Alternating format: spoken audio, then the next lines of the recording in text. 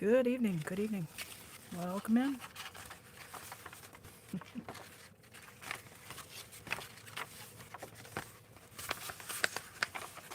Let's see what kind of chaos I've got on the workbench tonight.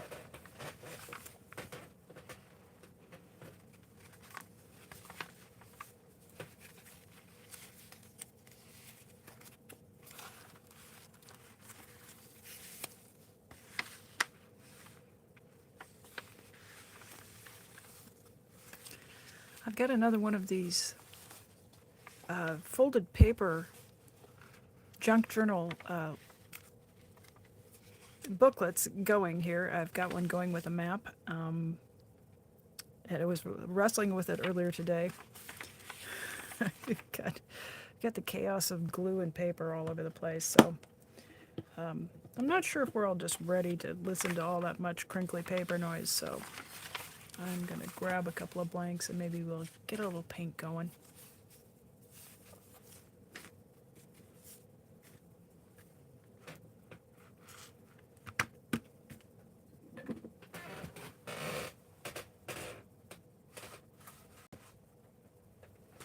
First, I apologize. I was rushing a little bit to get in here. We'll get started pretty quick.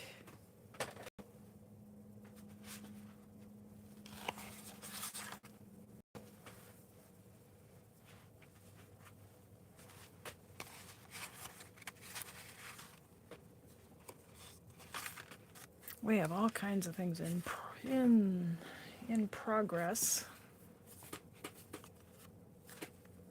So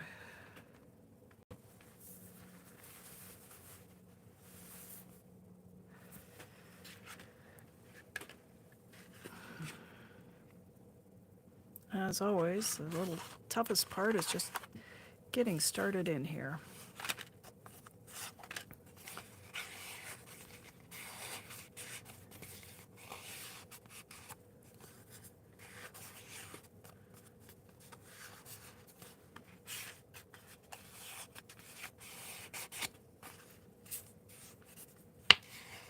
If you're new here, welcome.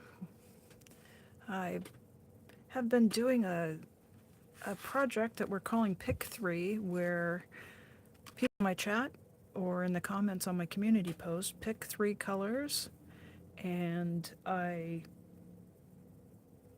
get some watercolor paper ready and bring those colors out, and we put them on the paper and see what happens. So that's what we've been up to. And we just kind of hang out and chat with standard sort of be kind to each other. Don't raise too much hell in my chat, please. And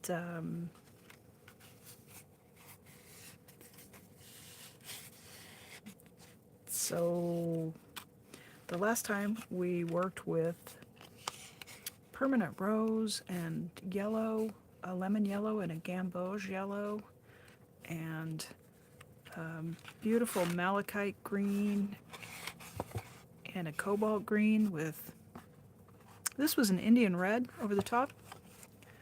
After it dried down, I gotta tell you guys, it looked like there'd been a massacre on the workbench. I'm not overly fond of red because I find they tend to just look like blood stains, and it's not very subtle. I like pinks and I like browns and maroons and those kinds of purpley colors a little bit better. So this was a suggestion from Gail Byron that I use lemon yellow, rose madder, and a beautiful pale ultramarine blue. So we lay those down, and then for people who are new here, the next step is to trace some of those pebbles, and I use these as a mindfulness exercise. I tend to get 15 things going in my head, and it's really, sometimes it's a challenge just to think about only one thing at a time. So when I'm drawing, hi kitty. When I'm drawing, I try to just concentrate on where the pen hits the paper That's really the simple thing of it. And so we take all of these kind of random shapes and then we turn it into one of these drawings. That's the basic idea here. So it does look a little chaotic at this stage, and more layers get put on, and after we get some pretty good coverage on the paper, then I'll take the pen. So I think a good place to start tonight is just, I'm going to settle us all down. I'm going to take one here and just start sketching some pebbles. You guys can hang out, chat, whatever you like. I'm glad to have company.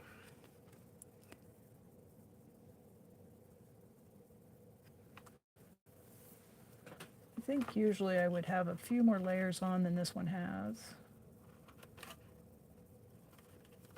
But I like the continuity of working with the materials that we had from the stream yesterday. So I think I'm just going to go ahead.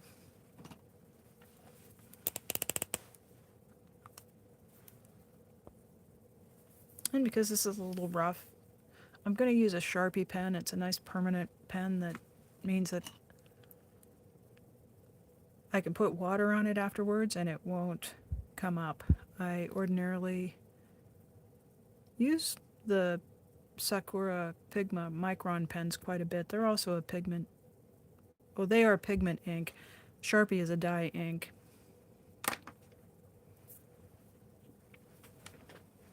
Well, let's see if we can get our Zen going. How's everybody doing? Hope everybody's having a good hump day. We got through the middle of the week there, didn't we?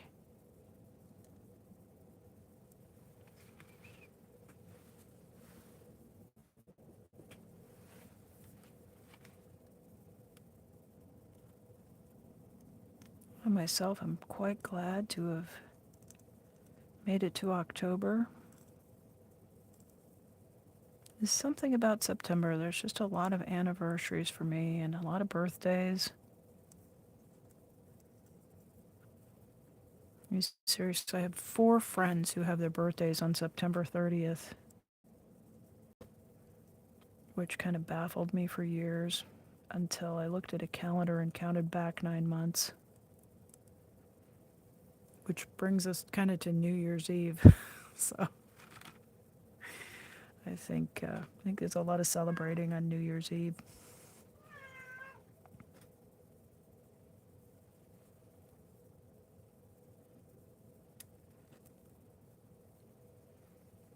So I have a lovely cat who is telling me lies about her food bowl being empty.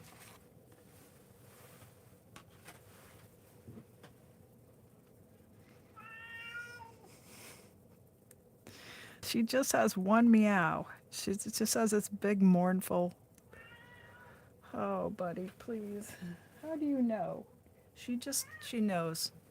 She knows the live stream has started. She wants to tell me all of the cat lies that they're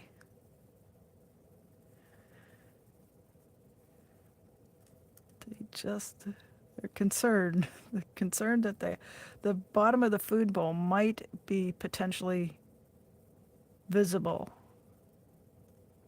It could happen. And human, I need you to bring your thumbs over and fix that. So, because it will be catastrophic if the food bowl, the bottom of the food bowl becomes exposed, we are all in mortal danger.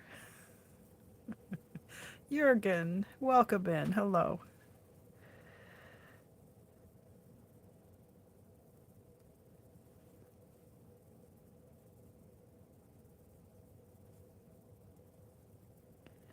How are you doing? It's good to see you in here.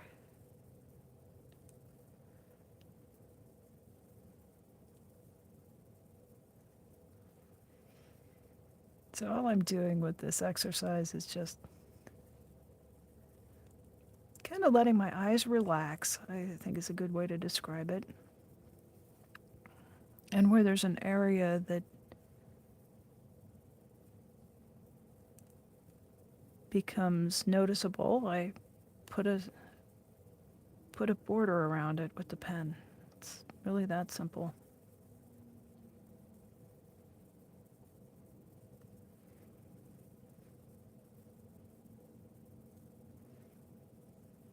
I struggle with ADD, attention deficit disorder, and for quite a long time I was able to use a medication that really helped with it. And then they don't like to give things that have methylphenidate in them to people who've had heart problems because it can raise the heart rate and causes some cardiac complications. So I'm no longer able to take those medications, and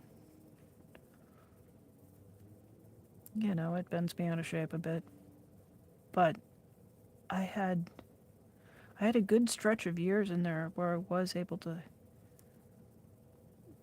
take advantage of that and to function very well. So at least I know what um, a better state feels like,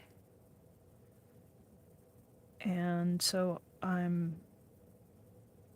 kind of know what optimum is. And even though I can't reach it, since I know what it feels like, I can tell when the tactics or the skills that I'm learning, I can tell when they're working because I get back to a state that's close to that. And certainly it's not as easy as taking some Ritalin, but with a little bit of work, you can get the upper hand on ADD some of the time. Hi, Lorraine. Yeah, I'm doing well today. Sending thoughts out to Danny and his court case.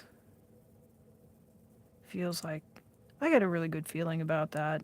I think what I'm hearing about the lawyer there. The channel is Danny's Impact.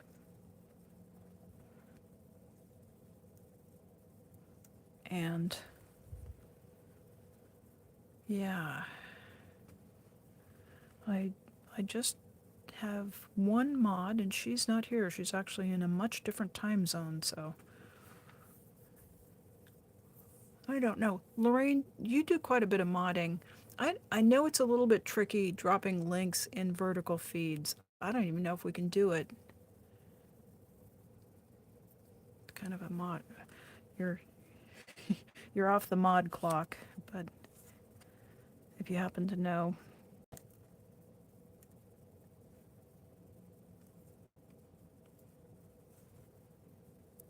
Yeah.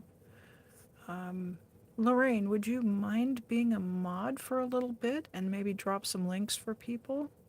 If that's cool, that's cool. If it's not cool, that's absolutely cool too. I just have seen you around the community and I trust you to do it. Okay. Let's see if I can add as moderator. There you go. Thank you. Yeah, if we could drop a link to Danny's channel, that would be fantastic.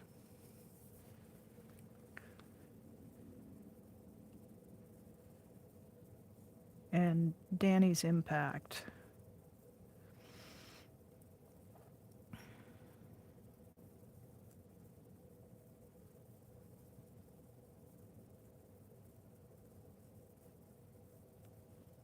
So I am so looking forward to his being able to talk about what he's been going through tomorrow, hopefully after court ends. I'm guessing he's going to get a verdict from the judge right at the conclusion. I don't think she'll have to deliberate or take much time to think about it at all. And then once that's concluded, he'll be free to speak to us about everything he's been going through. And we have a lot of people who who are protesting. And of course, every time you go out and you're protesting, you do risk having interactions with law enforcement. So we do need to support him in his situation, and we also need to learn from what he's going through, so that we don't have more protesters who end up being put through the ringer. It is a hellacious burden to have interactions with the justice system, even when you're absolutely going to be vindicated and when you're in the right. That it's just it's very impactful. Yeah. Thank you, Lorraine. I really appreciate that. I will take you up on that. I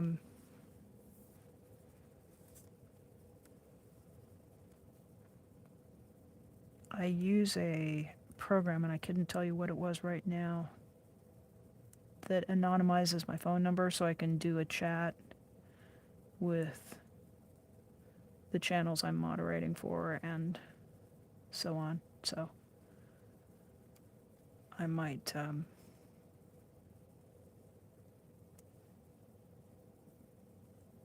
go that route if that works for you.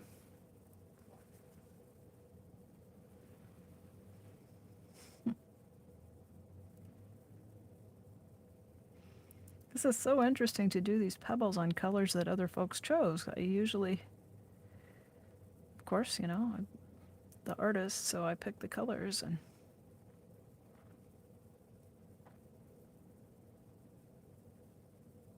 folks chose 3 that looked good to them, and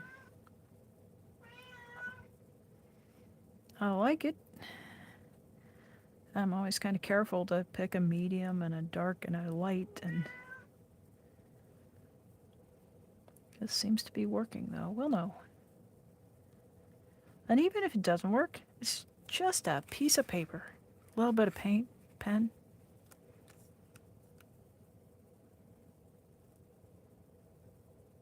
Nothing too serious there.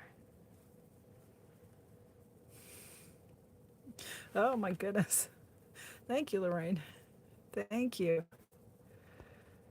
Yeah.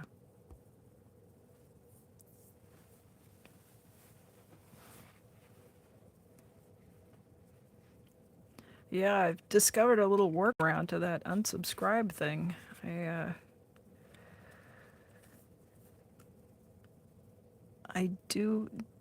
have found it necessary to set the chat to subscribers only, and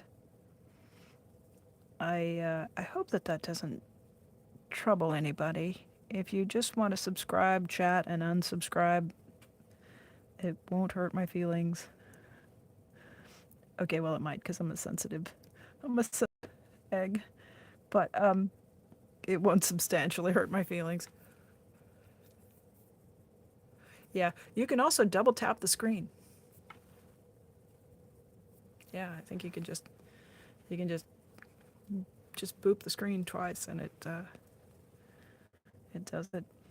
But I found when I didn't have it set to subscribers only, that I got a lot of really obnoxious trolling, because this format rolls up on the YouTube live feed, and so it's not just folks in our community, it's just people from all over, of all ages, and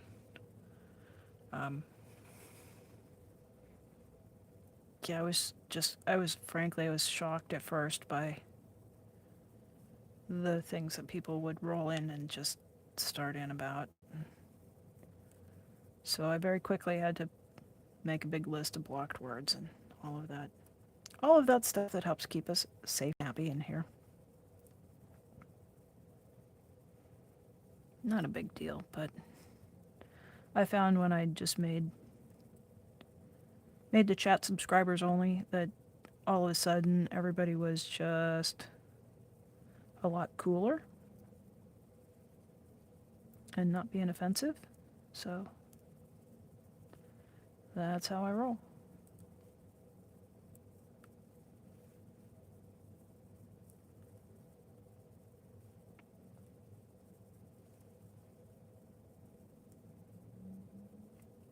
So I love to hear from people what kind of art, if any kind of art, that they like to do, or any kind of craft, or any creative endeavor. If you like coloring with colored pencils or markers, that's totally creative work. That counts. And if you aren't really a crafty person, but maybe you cook or you bake or you barbecue or woodworking, or I mean, there's so many ways to be creative, and I just really enjoy hearing from people about what sorts of things they like to do.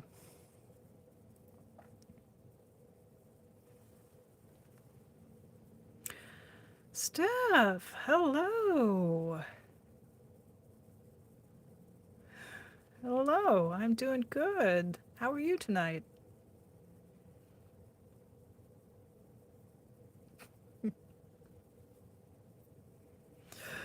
Jurgen says he loves to watch people paint. He doesn't know why. It's just calming.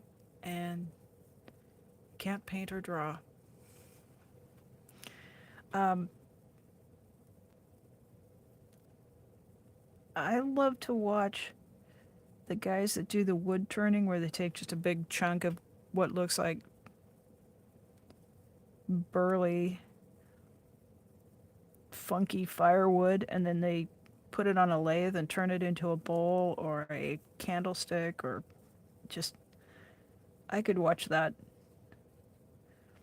I think it's the spinning and the way the wood just spirals off when they put the chisel against it. It's really beautiful to watch. And you wouldn't want me anywhere near that kind of equipment. I would, there would be, it would be, it would be a bloodbath of some kind. I just, had too many moving parts and sharp edges. But and the other thing I like to watch, and I was a printmaker for a long time. Printmaking requires a lot of equipment, which I don't have right now, but I used to be a screen printer, and I also did a lot of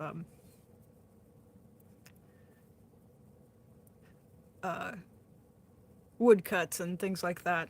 And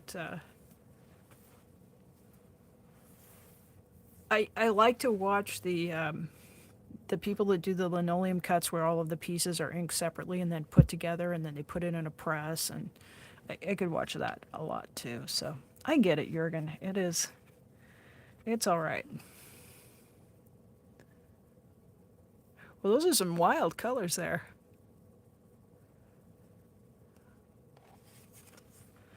Yeah. Heck, I'll watch dogs jump through obstacle courses. I'm pretty, I'm pretty easily entertained, I guess. Let's do a little painting, shall we?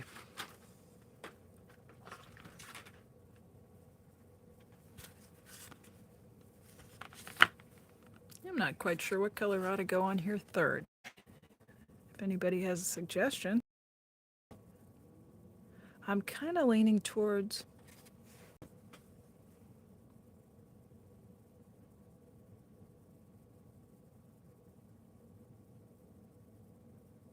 gosh, I really don't know. So we'll have to take a look at the paints and see what jumps out at us. Maybe we'll go into this new group. I know, why use the old paint when we have new paint? New paint is much more fun. Ooh.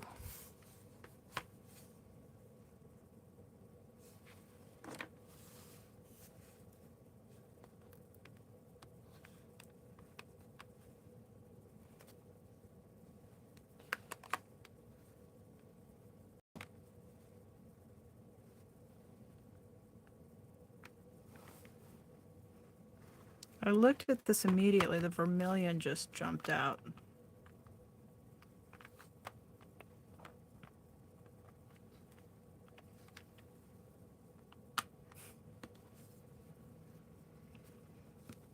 I love teal, but I think that's not quite enough contrast. But let's take a look at the purples.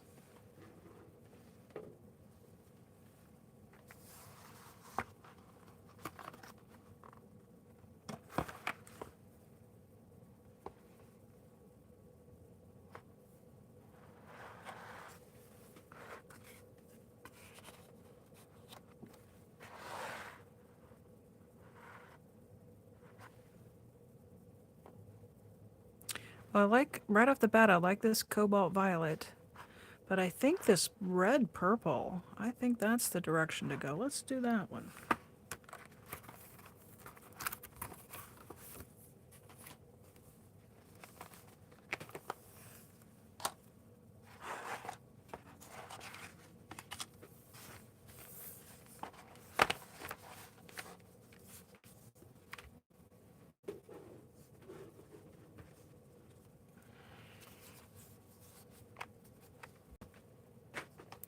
The paints I'm working with are Japanese Ansai Tambi, which, if I recall the translation, it means beautiful paint.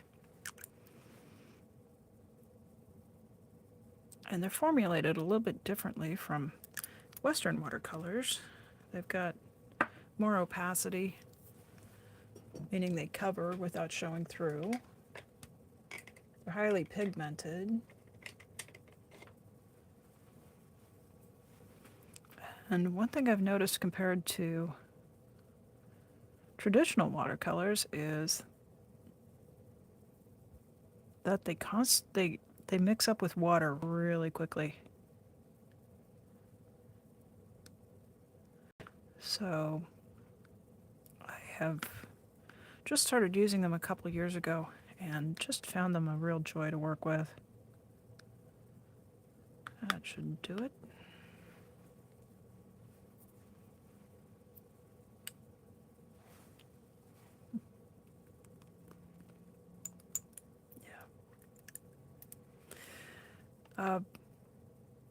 Yeah, don't be hard on yourself, Lorraine. Oh, boy, I threw that right up into the... Whoops. That was new. Tend to make a mess in my pot of water, so I keep just a little bottle with some filtered distilled water when I bother to go to the drugstore and pick up a gallon, but otherwise, just a filtered water. I have a bit of hard water if you're a painter and you're on well water, you've got hard water. Sometimes if you use that to mix your paint, it can precipitate out and leave little mineral crystals. So, and what I know from working with these and creating the giant stack of pebble paintings is that when we stay with the same tones, there's not as much definition. And when we can mix it up and get a variety of colors, we get a different effect that's much more pleasing in the final product. So I try to not stick with 3 that are in the same color family. Unless I feel it. I mean, sometimes I do that. Sometimes I just want stuff to get all together. And I think I'm feeling like I want things to have equal parts and be in balance. That's the feel I have today. So I'm just wanting something that goes a little bit immediately no on that brush.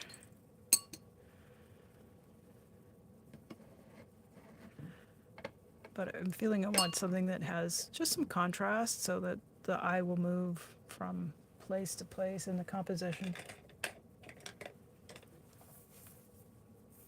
Yeah, aren't these? I haven't mixed up one of these Japanese gouache or watercolors and just not gone gaga over the color. They're bright and saturated and just really a pleasure to work with. Yeah. Slow down. Step 1, wet the brush.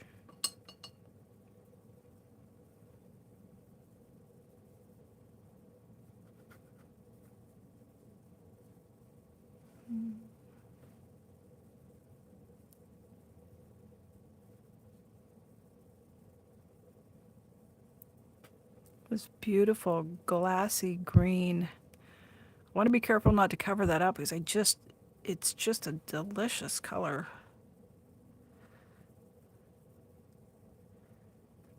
Just want to find a little bit of white paper because that purple will just show up beautifully with the white behind it.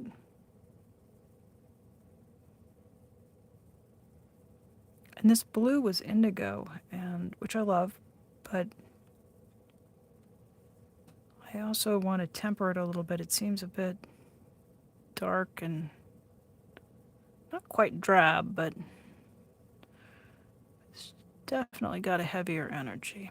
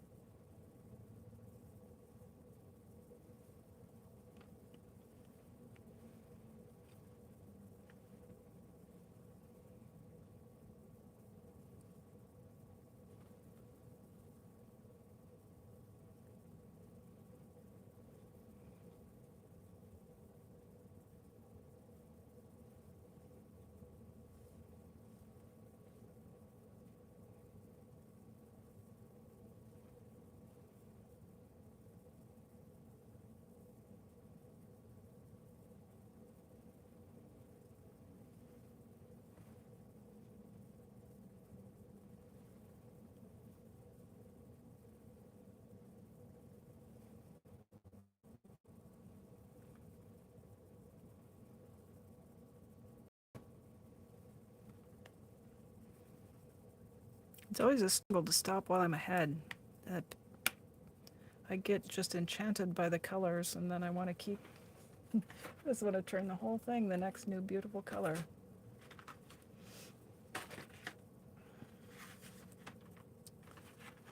Let's see what else we have. I think we can.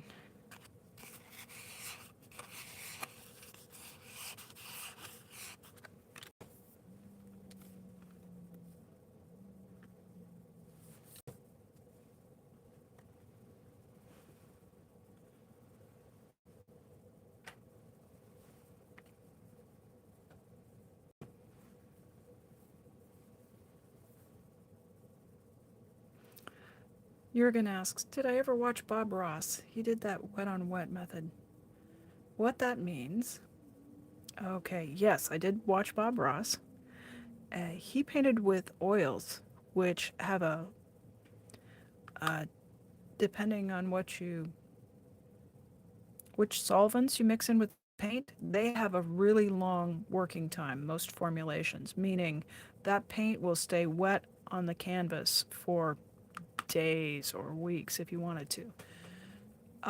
Watercolor dries very quickly, so it's a bit of a different medium.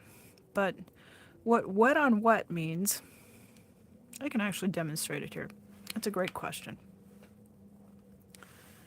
So right now this paper is dry. The square that I just did, that technique was wet on dry because the paper was dry. So if I take this paper and wet it, and I'm going to start by spraying the back side, and I'm just using a little spray bottle. And what I know about the watercolor paper is as soon as you spray one side of it, it'll begin to curl. So I spray both sides of it, and that helps it to lay flat. So I'm just putting a little water on the surface. And now I've got a wet surface. Now when Bob Ross was painting, his wet surface was actually a coat of white gesso, which is a type of a paint. There's colorants in it, and it goes on like the other paints. Or it could have been a coat of something like titanium white, and he might have tinted it with a little bit of blue to get a sky color. So when I bring the paint in where it's wet, where there's a solvent or a wet surface, and I put it in, it behaves differently. It sort of flows out. Instead of having those lines, I get these beautiful areas where the paint diffuses. So wet on wet, it's a different technique, and the finished effect is going to be quite different. So what Bob Ross would do is he would drop a little paint in, and then he would take a brush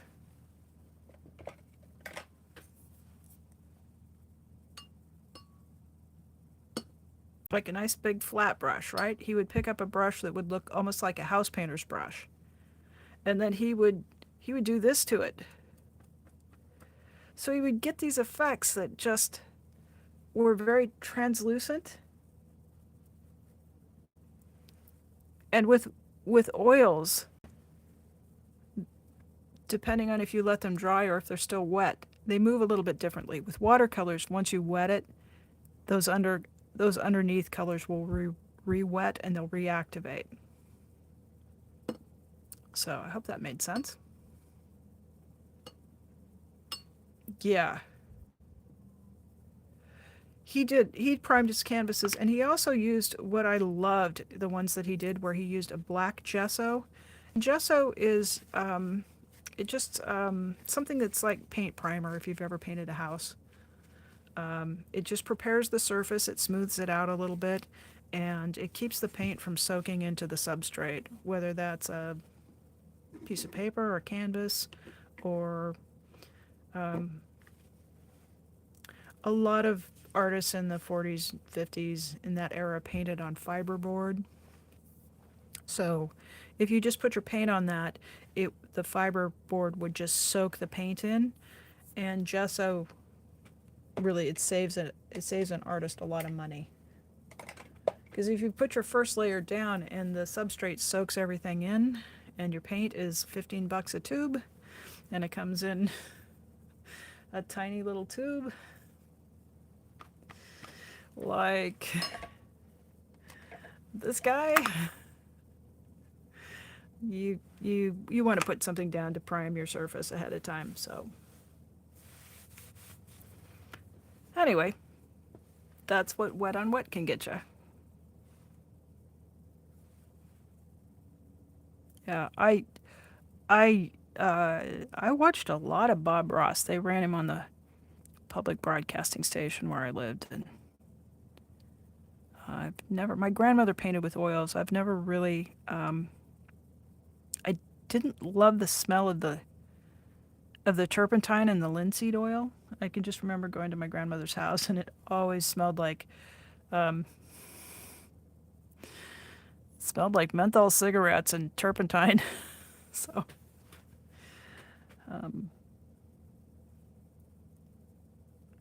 and then when I was a young person, acrylics have been around for a long time, but they really kind of made a splash in the 70s. Grumbacher started to sell these student art kits that contained acrylic paints, which don't have the smell.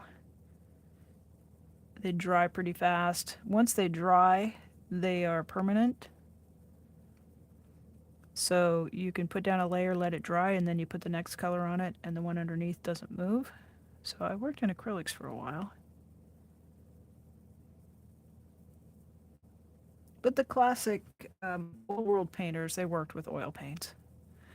And the pigments that are used in watercolors are actually the same pigments that are used in oil paints, like Bob Ross uses.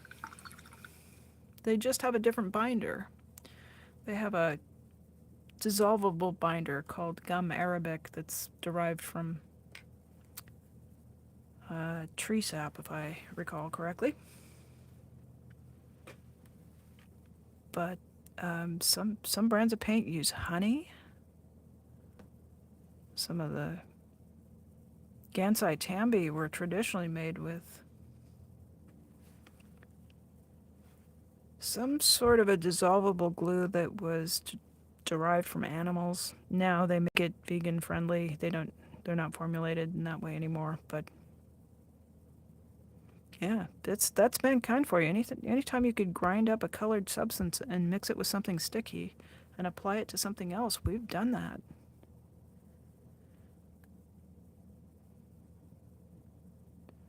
Long before we were leaving written evidence of our human activity.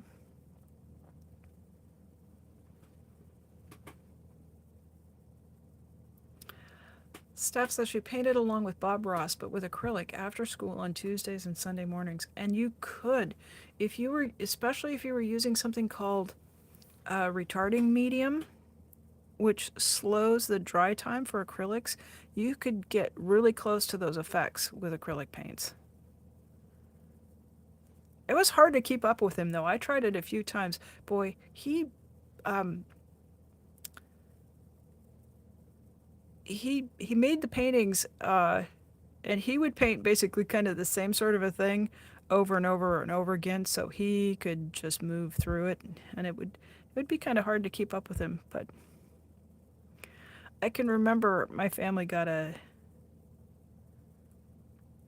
VHS tape player, and you could record programs. And once you could record Bob Ross and then pause it, that was a game changer.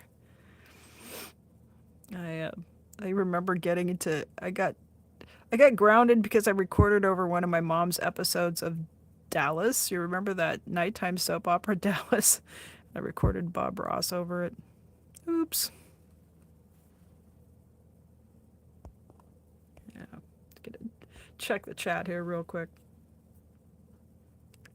Yeah. So, Steph said that he did prime his canvas. So he sometimes used black gesso, and then he would paint white on top of it and just make these really incredible scenes that were they were sorts of tricks, right? That you techniques that you would have to learn to be able to get stuff out of that. But he could make a mountain just come out of this whole field of black. It was pretty incredible. Jürgen, you're very welcome. Yeah.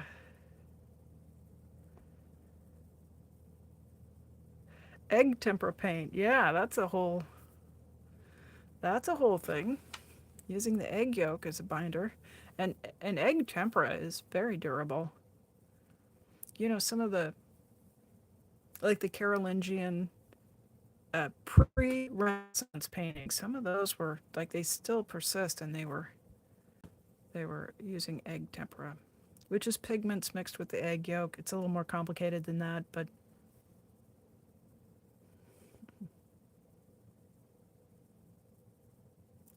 no, it's just you're going to ask, when I paint with watercolors, can I clean my brushes with just water? Absolutely. And it's I just keep a container of water, and really all it takes is just swish, swish, swish. It cleans up very, very quickly. And there are some colors that, particularly the phthalo colors, that'll leave a stain in a brush, but it doesn't transfer to the next painting. Whereas acrylic, it's like it's a whole scene at the sink. You spend more time cleaning your brushes than you do painting.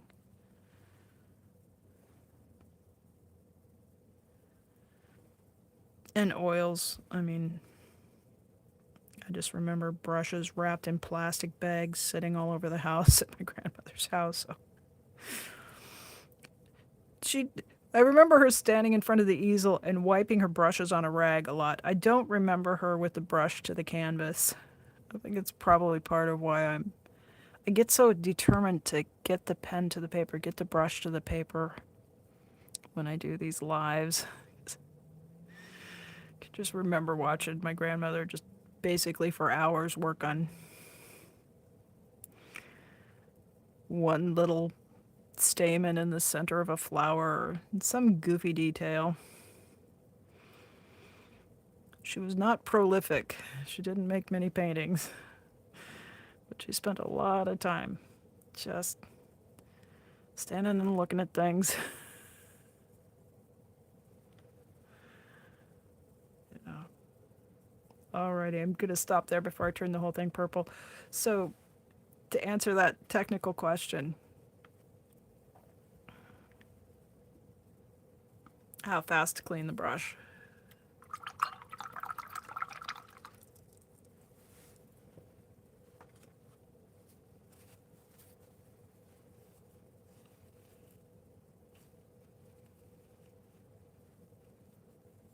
There was a little bit purple on my tissue here before, but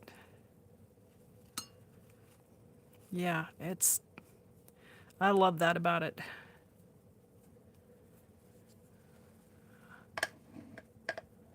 Alrighty. Thank you guys for not calling me out on flipping this other little brush off. I left myself with a bit of a purple mess here. You're kind tonight. I appreciate it. Yeah, and watercolor sets are really accessible if you've got a little bit of money. I saw a set. Now, I'm in Oregon in the United States, so I know prices vary at other parts of the country and other places in the world. But I saw a set of watercolors that came in a travel case. And I think there were at least 12 pans, if not 24 pans of color, and a brush, and then the travel case opened up so that there was a palette in it, and the whole thing went for $25. Now, if you buy one of those, I'm going to recommend that you do invest in a modestly priced set of watercolor brushes, because the brushes do make the painting much more pleasurable, and I have found that those sets tend to have a fairly low quality brush. And the pad of watercolor paper, that'll set you back. That'll set you back a good $20 anyway. And if you are starting out, I will recommend to talk to the people at the art supply store and get a recommendation. If you can afford it, find yourself a pad of fairly heavyweight cotton watercolor paper. The reason for that, I recommend, is that good watercolor paper will soak in the paint and you will be much more pleased with the results you get than if you buy an inexpensive paper or try to paint on something that's not watercolor paper. There's so much frustration with that you'll probably end up just giving up before you get anywhere. So, nice paper and modest paints will get you a long way. And there's a lot of tutorials. I mean, what I'm doing here is not strictly speaking a tutorial, but I mean, you can see that this is just pretty much just putting some splotches on little squares of paper. It's you don't even have to paint a circle or a straight line. You can get to this point if you can trace a lumpy, sloppy circle around an area of color. So, pretty low bar, pretty low entry to that. Okay. Well, we've got a deep warm yellow and a hot permanent rose on this one. And I'm thinking, how about some green? What do you guys think? Green? Yeah. So Lorraine says she's seen the travel kits, and she went basic and got de-stressing coloring books with pens and pencils. Love that. Absolutely thumbs up to that. That's terrific. I actually went through a phase of coloring last year, and just it's pretty low stress because the lines are already on the paper, and your big job is to keep the pencil sharp and then try to keep the pencil inside the lines, and that's it's pretty inviting. I love the I work with Prismacolor pencils, but I also recommend Crayola, which is a Smith Binney, available in the United States. And it's really student grade coloring pencils, and you can get big sets of 48 for under 10 or $12. And the quality, they don't lay down quite as heavy a color layer as the pencils that cost $2.75 a piece, but for the money, they're terrific. Yay! Lorraine said Crayola is what she got. Good call there. Yeah, they're really true to color. Um,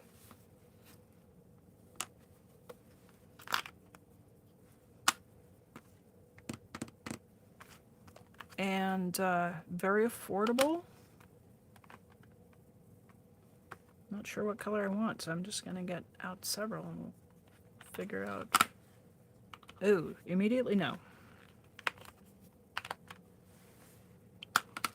Too close.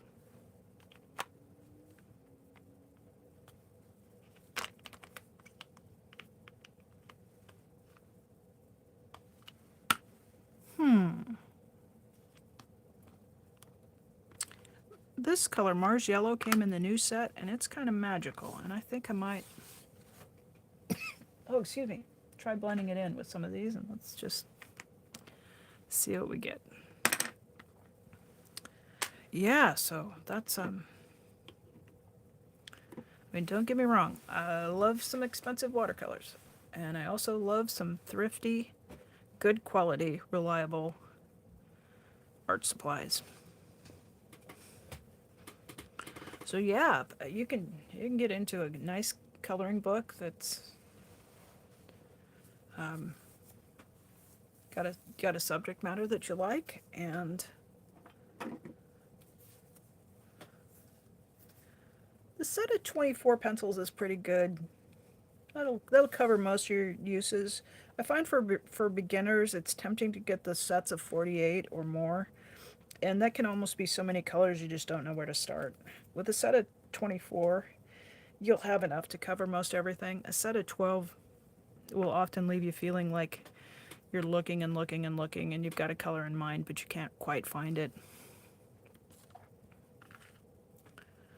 Alrighty. So what I've got here is billiard green, cobalt turquoise light. We've really been doing a lot in a pink or a red, a yellow, or a blue. So I'm liking this one a lot, but I'm trying to talk myself out of it because I want to do something a little different. This is called pea green. It looks like a pea shoot. Isn't that gorgeous? And this one is Mars Yellow, and it's a quinacridone, which is amazingly translucent and has a lot of tinting power for the art nerds in the crowd.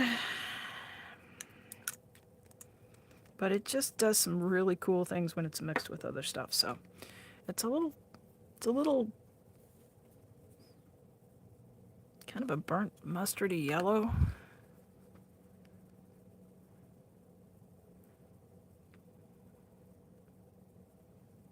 But when we mix it with stuff, it just does some cool stuff. I think so far it's my favorite out of the new group.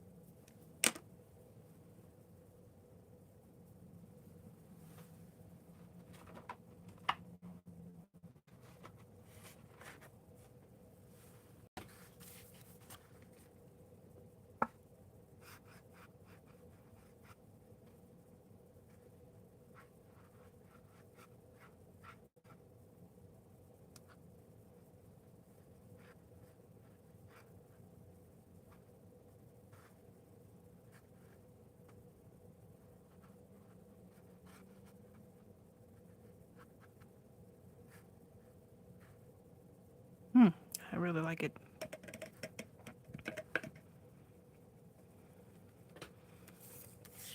I think before we add the colors to this other, it's already got a lot going on, I'm just gonna swatch these out on some white paper so you guys can see what they do. So there's a lot of white paper showing through, so there's a nice luminosity to that Mars Yellow. I'm going to get a guess that this pea green is going to be more opaque and not wash out as nicely.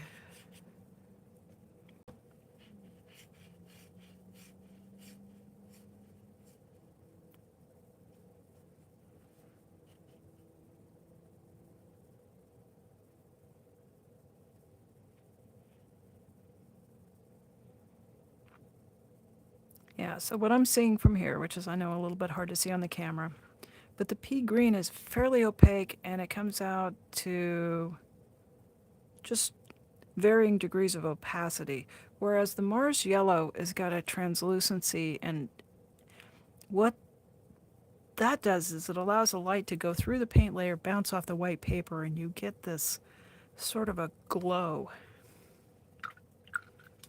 And some colors have more glow than others. Just depends on how the pigment disperses in the water.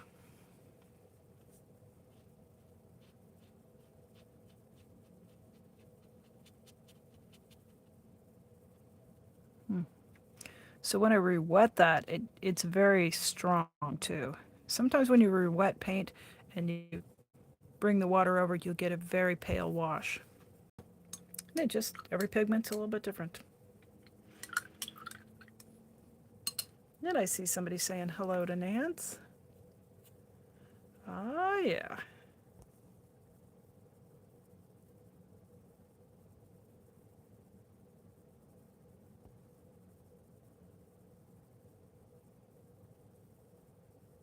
Okay.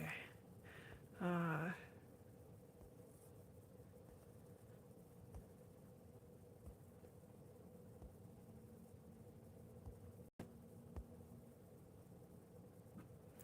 Jurgen. Okay, Jurgen's got to run. Thank you, so nice. I thank you so much for coming in. You are so nice, and I really appreciate you being here. Oh, there's Nance. Okay, I saw Lorraine greeting you, but then I was like, I don't see her name. I see we've got people hanging out, and that is absolutely cool. If you're just chilling because it's late in the day, I'm glad that you're here. I'm glad that you're spending a little time thinking about art. That's good for your brain too.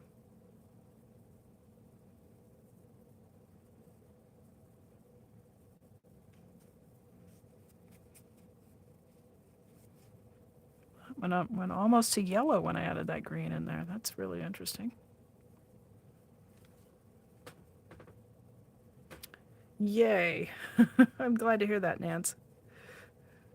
I saw you at like 8 o'clock and I thought, okay, do I give her a half an hour before I start pestering her about snacks, or do I give her an hour? It's like,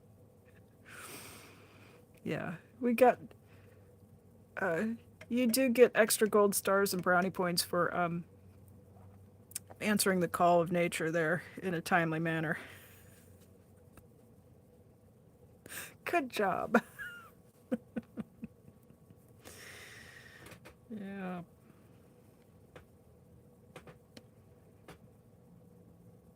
So this is really interesting. So when I added this Mars yellow to this pea green, so the Mars yellow looks orange, right? And the pea green doesn't look anywhere near yellow. But this is what we get when we mix those two together. So that's what I was saying. Like, I thought that this Mars yellow was really a fun color to play around with. So let's put some of this. This is billiard green. I'm thinking it's going to look like felt on a pool table. Yeah, it's right in there. It's a very blue foresty green. Oh, wow. Okay. So these paints are the new set, and you're getting a lot of oh wows from me because I actually just, the only thing I've put most of them to is just onto the little swatches for the color chart. So if you're one of my subscribers and you've seen my community posts, I recently put a couple of shots of the color chart up for people to pick three, and I think that's not even a 1 inch by 1 inch square. So you just learn a lot more about a color when you spread it out on paper a bit. Well, let's mix some of this with that Mars yellow and see where it gets us. We're trying out colors to see what will look good here. Yeah. I know, isn't it? It's just so. I've never really worked with gouache. Gouache is a water-based paint. It's like watercolor, but it dries opaque, so you can like when this dries, if I go over it with another color, the other color will cover it. With watercolor, you can't do that. Every color interacts with every other color down underneath. So these Japanese watercolors are kind of a combination between gouache, but you can thin them out quite a bit. Holy cats. Okay. Uh, my brain was mixing that color ahead of time, and it did not think we could get to this from those two, but we've almost got like a green olive, like a olive drab. Wow. Such a surprise that.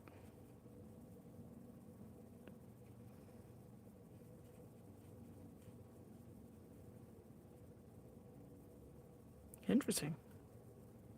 Well, I definitely don't want to put that on here, but I think,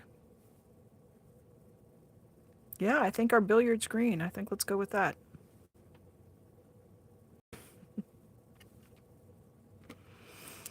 All right, what didn't I mix together? Well, now I've got everything here on the. Maybe I'll mix a little bit of this billiard green with this pea green and see where that goes. Probably a really pleasing sea green. That's going to be my guess.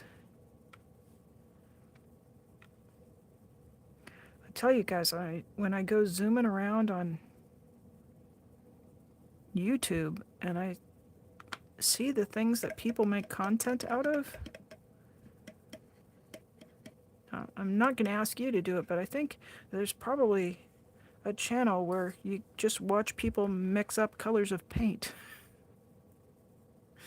But I don't think that's going to be my brand, but wow, is there some low bar content.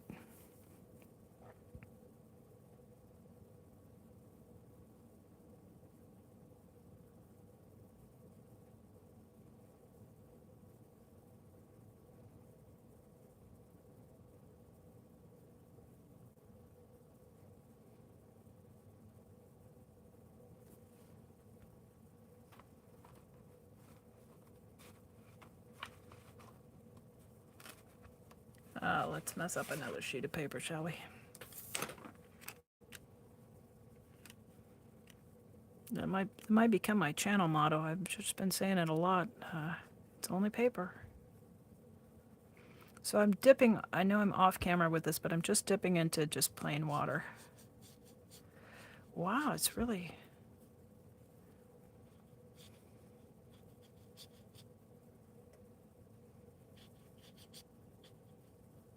fairly opaque.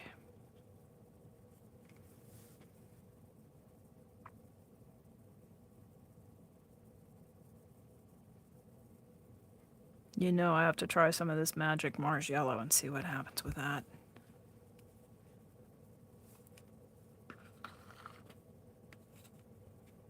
Sorry, I've got you under the chat. That's a little better.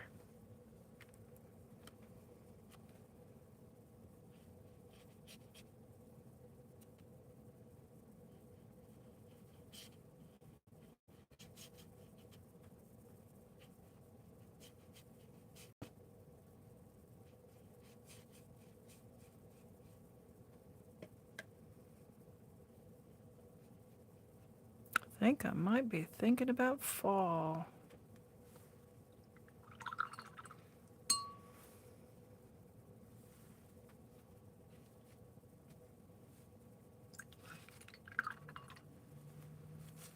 Was out doing a little bit of yard work today. I have rhododendrons in my yard, which I adore them. And after they bloomed this spring,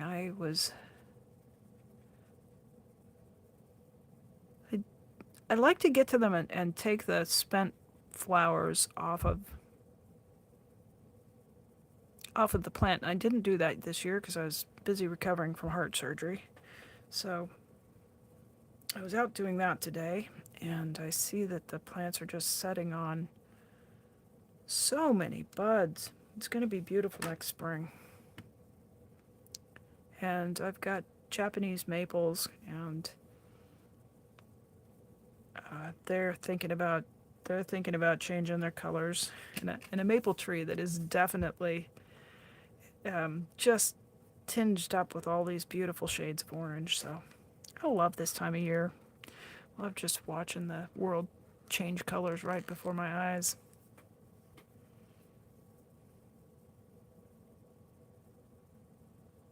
Lorraine says you can make art out of the color swatches too, maybe.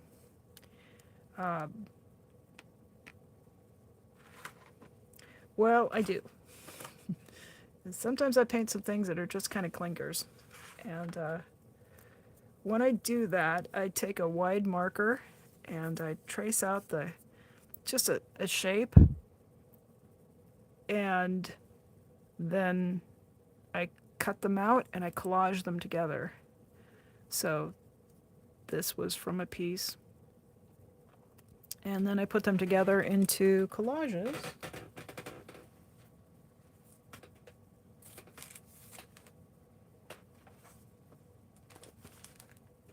And let me grab one for you.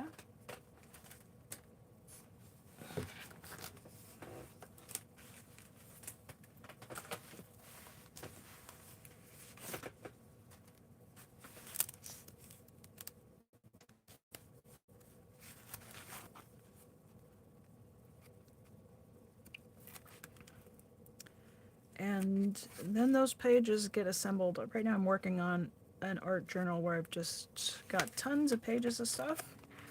But here's a painted background, an 8x8, and then I assemble those little pieces together in a collage. And this is just a textured paper that I splashed some watercolor on. And I make these out of the things that are they seem like they're a bit of a disaster here, but sometimes there's just an area of color that's so beautiful. And so it gets put to use. I also, when I'm making greeting cards, sometimes I'll cut something out, or I might use a die and run it a die cut. Like this could say happy birthday. I think I've got a die that's about that size. So yeah, there's frankly, I probably should see a therapist about my struggle to throw away paper, because I look at paper and go, oh, there's something I can do with that. What are we going to do with me?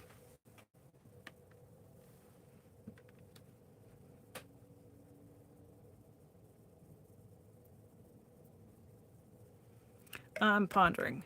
I really like the shade of this light green, but I don't like how opaque it is. But maybe it'll work.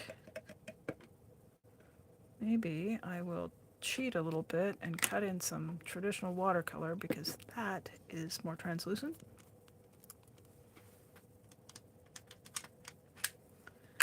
So I'm going to go with one that's just, the brand is Koi, and it's just called Yellow Green.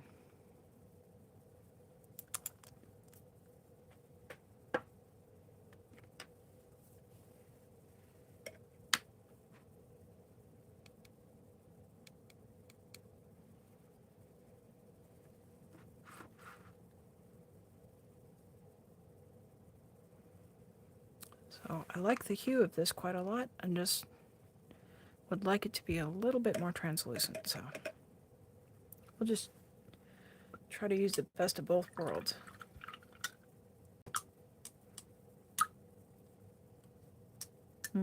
Lorraine says the memories that come to mind when colors appear and change.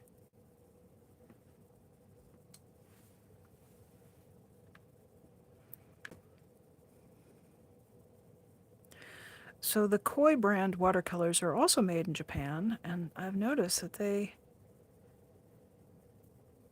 re-wet more nicely than some of the watercolors I have that are made in England.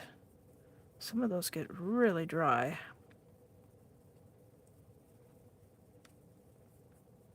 But you can see, like the yield of paint from this is nowhere near what it is for the Gansai Tambi. It's just a different medium, different properties, but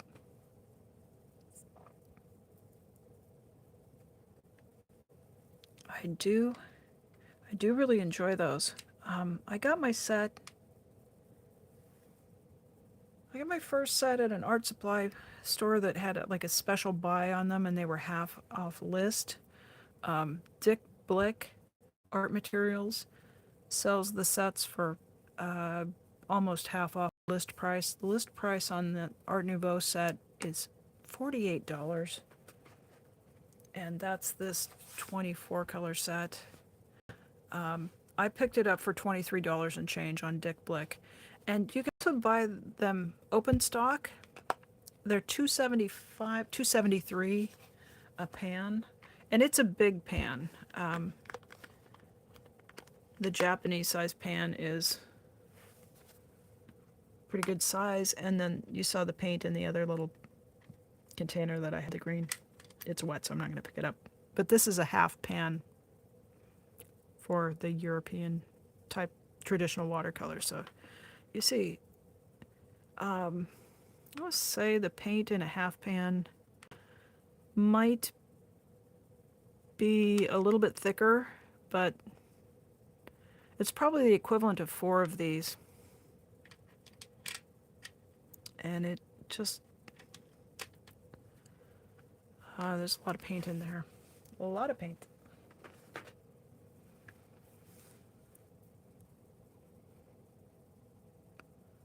All right.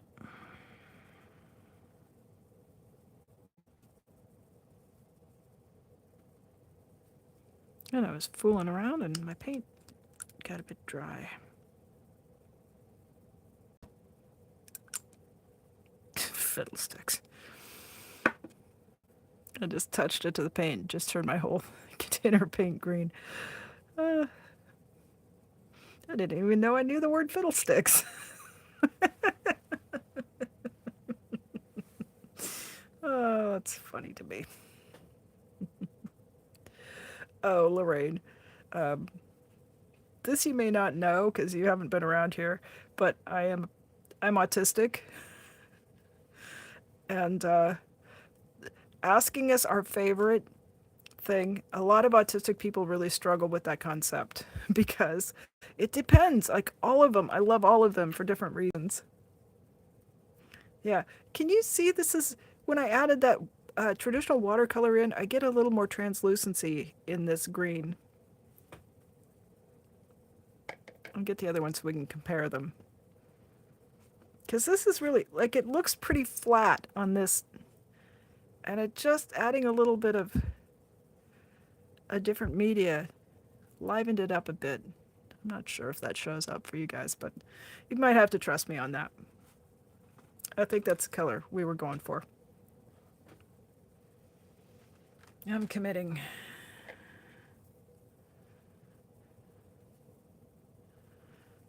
Yeah. I think when I was younger I would have said, "Oh, I don't really like brown." But then you get me going and I really love what earth tones do now. I'm growing into a lot of colors that I would have said, "Oh, I don't really like that very much." Like, you don't like brown until you see a whole bouquet of chrysanthemums. So I love the neutrals and the earthy tones in this painting. I love them as much as I love turquoise. I mean, if you had to really pin me down and make me say your very, very favorite color, it would be, I have most of my clothes in my closet are shades like this. Blues and greens anything that's turquoise. The jewelry that I love to wear every day is turquoise from Tibet. Um, I don't think I ever look at turquoise and think, oh, I'm not in the mood for that today. I always really love turquoise blue.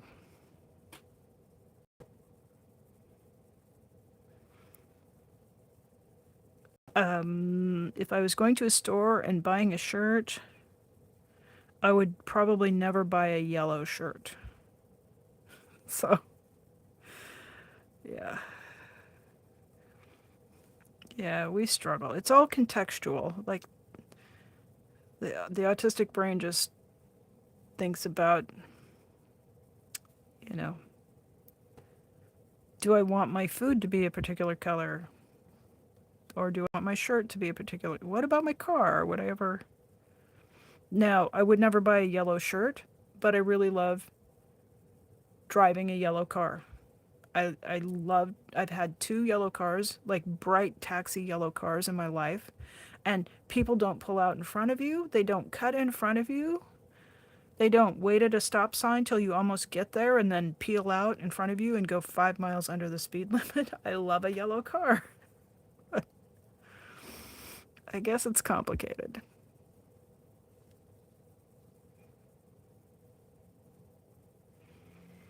I got a fiddly little brush for this. That's okay. I don't always need to use a big floppy one. I like a big floppy brush because it makes the paint go all sorts of places you don't anticipate it's going to go.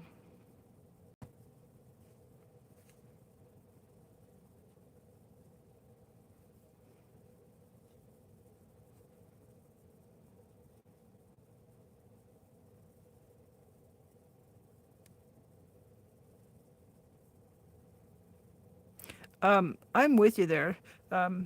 Lorraine says she used to hate yellow. I was uh, I was in a bedroom for like 15 years that my mother chose this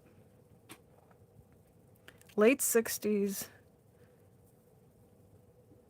yellow, and it was like kind of greenish and bilious. It wasn't warm and inviting. And my room was at the back of the house. It had been the house had the house had started out small, and then parts of it got converted bit by bit, and my room had one time had been the back porch. Not even kidding you. For a long time, the back door to the house was in my bedroom. So everybody who was going out to the basement or to the patio or to take the garbage out or bring the milk in went through my bedroom. And this damn bedroom was yellow. And I would say, anything in that shade, I don't, I'm just, I have, what are the Scientologists? I have engrams about yellow. I, I get interbulated by yellow. Yeah, no, it's it's not my happy color. But a beautiful warm, like this warm yellow here, that's almost yellow, yellow orange or shades into that, or any yellow that shades into green. I'm pretty good with that. It's just that one kind of.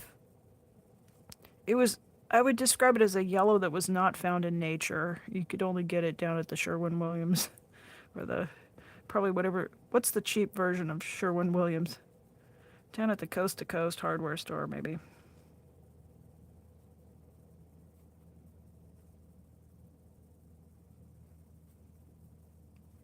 But you know, when you see someone who's, sometimes you see people that are blonde and they just look fantastic in yellow. And like I see that and that's beautiful. I like that just fine.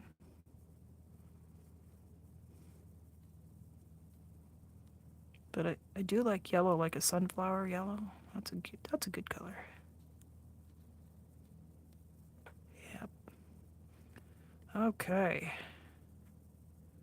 How have I managed to? I've managed to drag that corner across that green, and not. I'm proud of myself for not getting that corner real green. How'd that happen? This is to remind you of like 1973 colors. Yeah, the just yellow not found in nature. That one troubles me.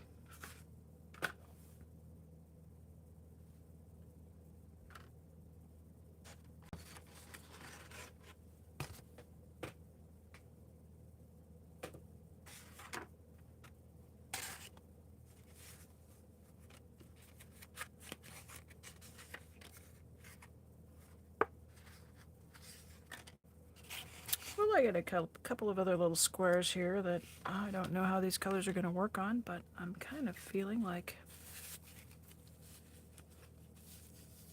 a bit of experimentation, it would be just fine.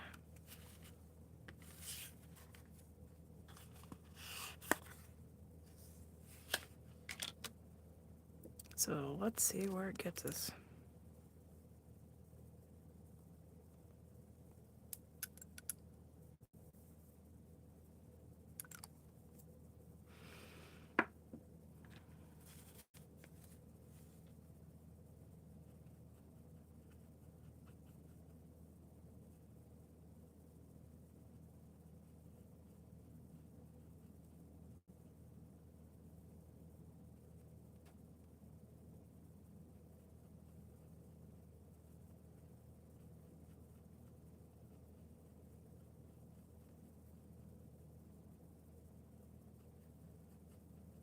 Well, it's really surprising how little, what a small amount of that Mars yellow it takes to shift the hue of the paint as I mix it. That's what we call in the business high tinting strength.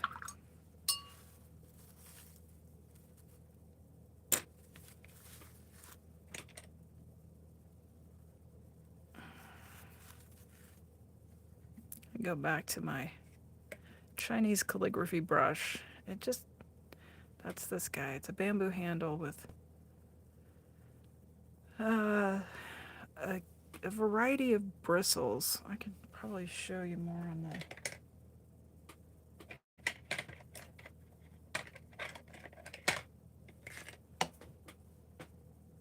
So it's got some sort of an animal hair bristle on the outside, and then on the inside it has a stiffer bristle. And since these come from China, I'm gonna not ask too many questions about what it's made of for tonight.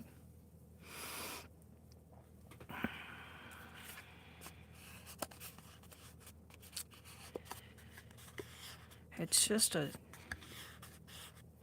it's not meant as a criticism. I just find that it's just a different culture with a different way of doing things.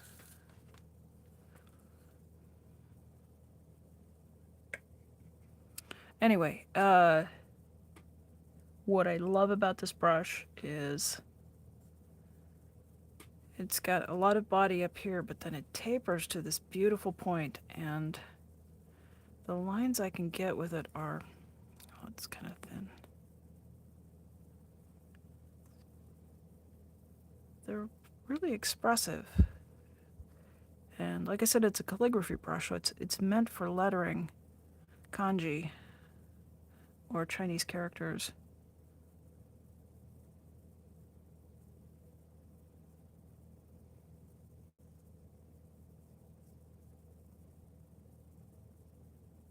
So it goes to this sort of lovely tip that lets you just make really cool shapes with the paint.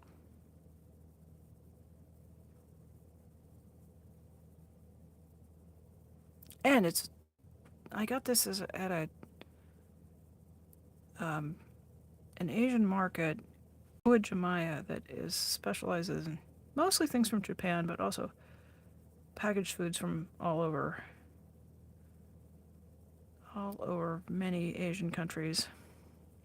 And I think it was like $2.99.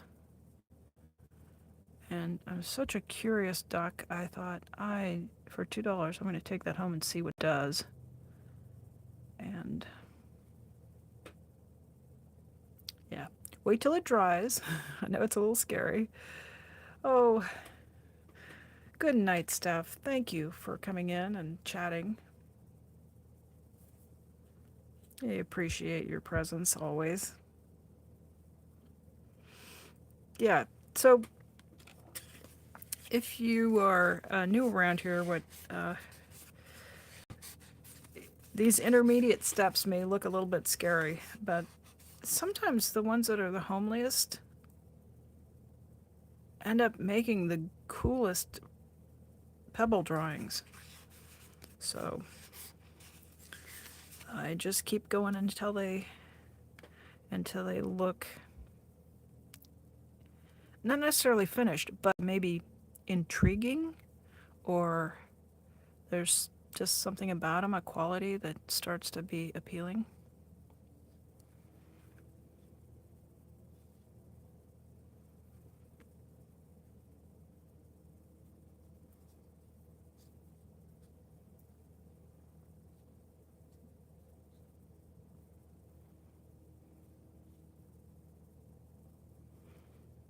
And watercolors also tend to,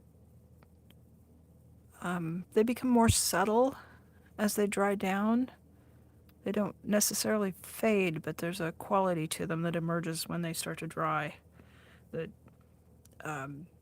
something that might look really clumpy or soggy when it's at this stage, and you let it take a little time to dry down.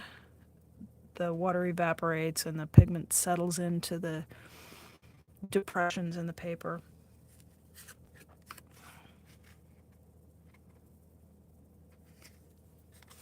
You just never know till it's done. Kind of like a loaf of bread.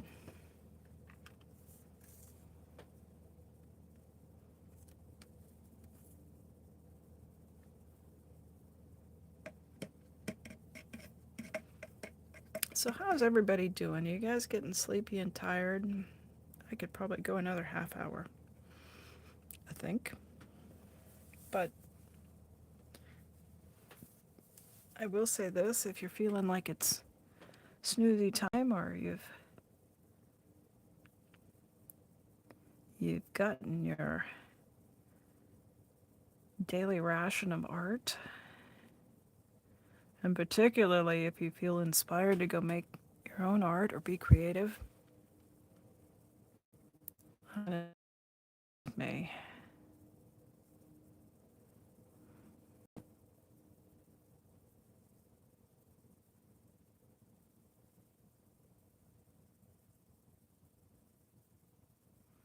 I don't ever want anybody to feel like they're being held hostage on a live stream that goes longer than is comfortable. I think we gotta. Sometimes we can have a bit of that going on, and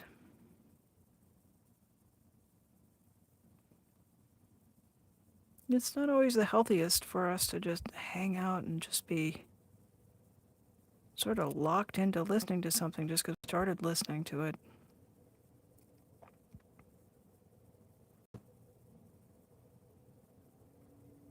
Particularly in this community, we care a lot about the people that are in here, and they start going and you think, oh, I do care about them. I want to hear what they've got to say. And sometimes I don't always know what they're saying. They're just talking it out in front of their audience. And there's a place for that, but I think we got to keep it in balance.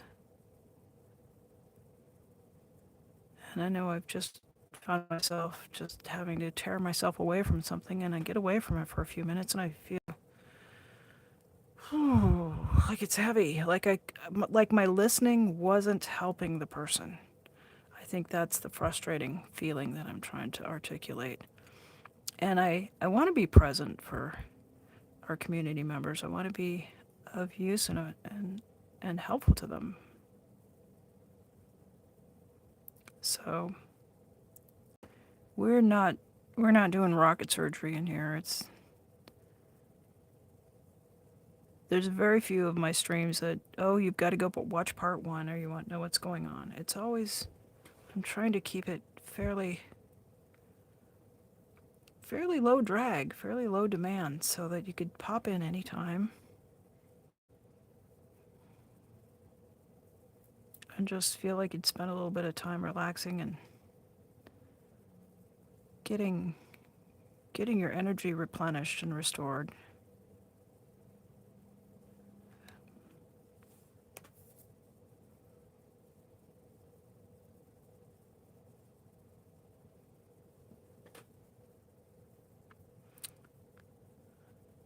Okay, I'm gonna let this one dry down and out a little bit, and then that turquoisey blue underneath will come back up. We add a little, we take a little away. Just like life. Add a little what you need. Jettison some of that stuff you don't need.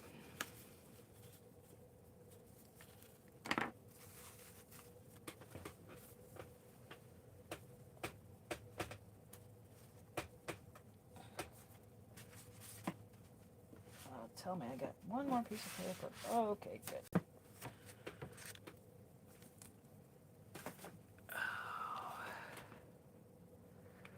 Move these guys out of the way.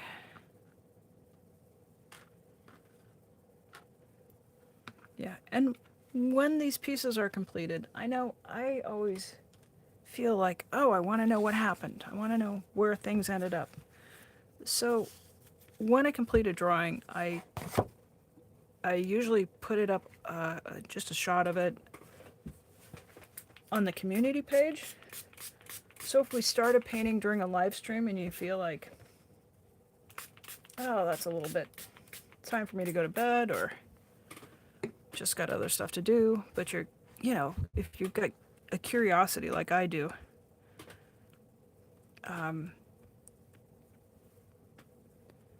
when the painting gets finished or close to finished, I almost always will put it up on the community page. So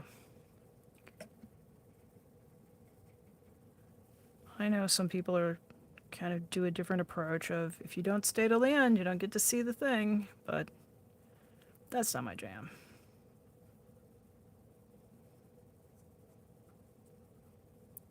So what I'm doing now is just getting some of this pigment up off of here onto this other piece of watercolor paper. And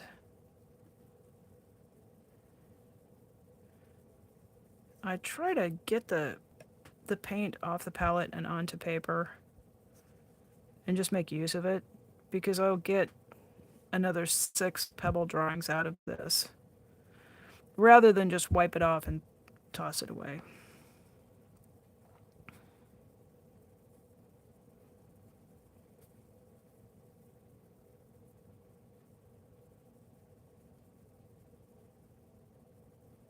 It's always surprising to me what a little dab of paint, how far it goes.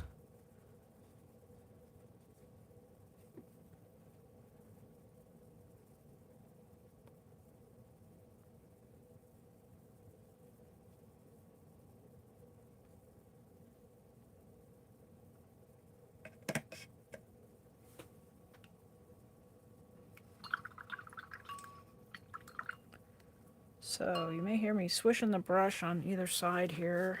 I keep one container of water that I rinse the paint out into, and then I keep another container that I dip into to get, it's not totally clean, but it's somewhat cleaner water to mix in with the paint. Because very quickly after brush washing, I know Jurgen's gone, but he had asked about that. You see how that water just goes brown? And when you mix your paint using that brown water, it gets it very dull and drab. So I try to practice a little. I just try to keep from cross-contaminating and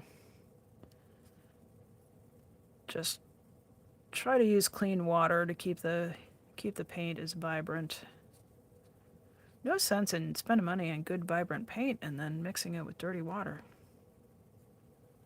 I think.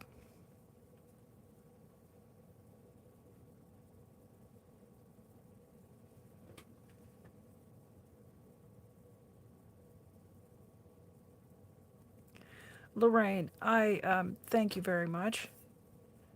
Um,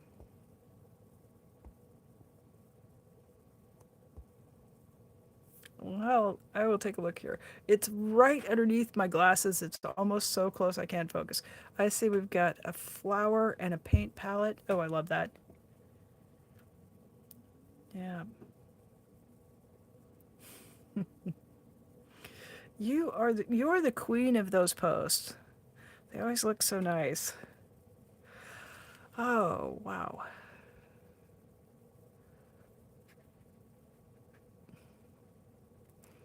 So I don't know if you can tell. The paper is starting to arch up. I didn't get the back as wet as the front. And what it's doing is it's got this high spot and it's causing the water to run, and there's these little areas where the water is moving the paint around, and it's just so cool. This is the thing that oil paint can't do that watercolor does. And it's why I've just been so enchanted by it. These just cool shapes. You couldn't paint those with a brush. Well, you could probably take a picture and generate them in AI, maybe, but I don't know. This is just so fun for me.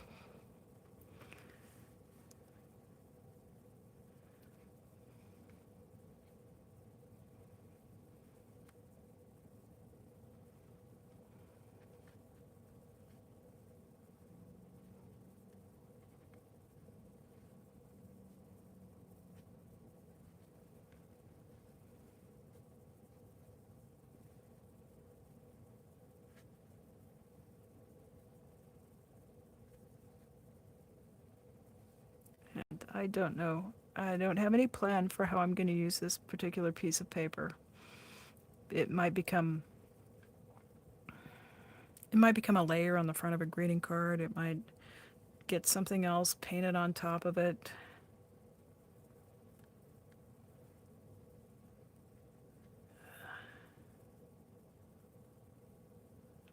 But you know that was 0.03 cents worth of paint there, so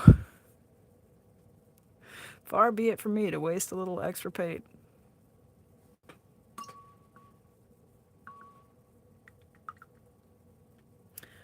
Uh, to respond to your statement there, I do like it and I do appreciate what you did there.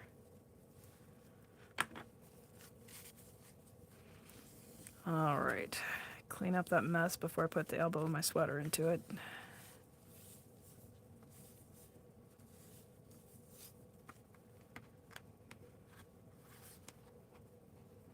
So that's kind of fun, all the different greens that we got, mixing those.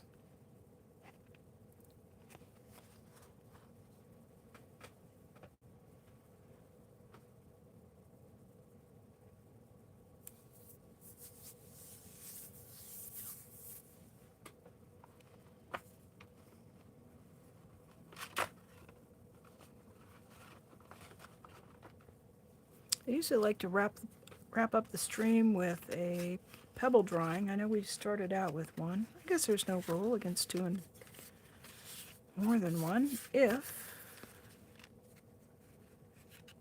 Well, there's a blank. There's...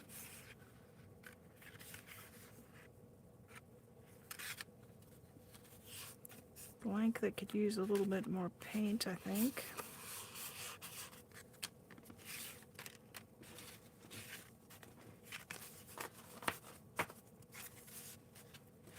I usually try to keep a stack of these blanks ready to go.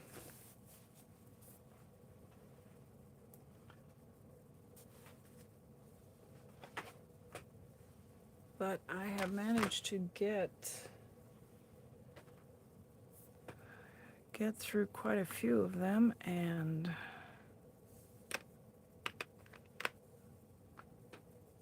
we're running a little bit low.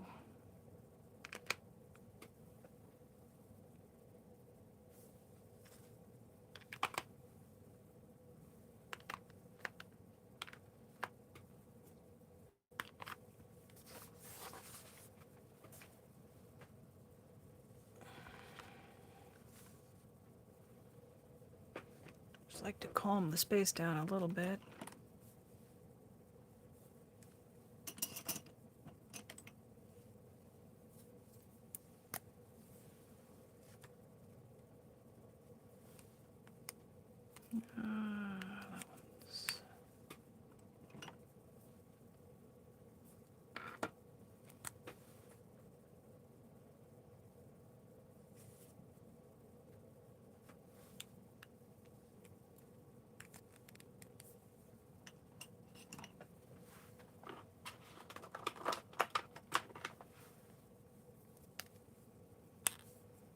So this is my usual trick for this stage.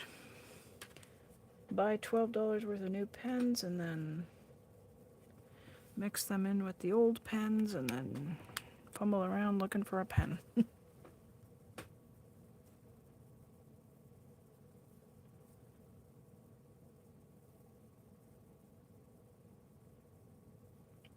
Nice, I appreciate that.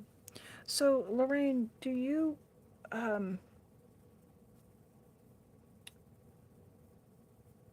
we talked earlier about getting in touch, which I think is it's a good thing between when we can do that. And do you have like a phone number anonymizer program so you can get you get a phone number that people can call, but it doesn't reveal your actual phone number? I use one that's a Google product, and it has a messenger with it, and that's what Nance and I have been using, so we can text and work stuff out kind of behind the scenes. Or are you more like email? Which I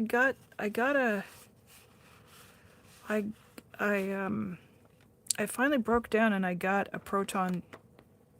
Is that what it is? Proton Mail email for my using my channel name,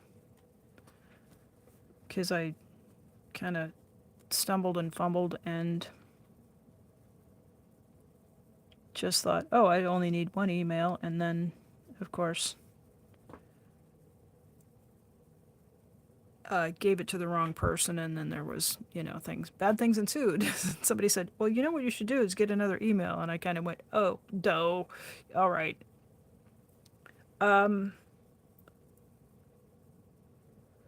Instagram, okay. Okay. Yeah. So I'm on Instagram too.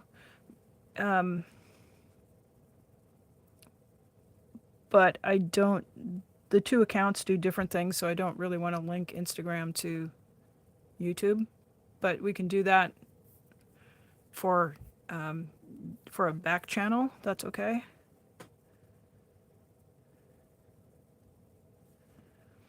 But I can have Nance give you that that Proton email. And all right, okay, that'll work.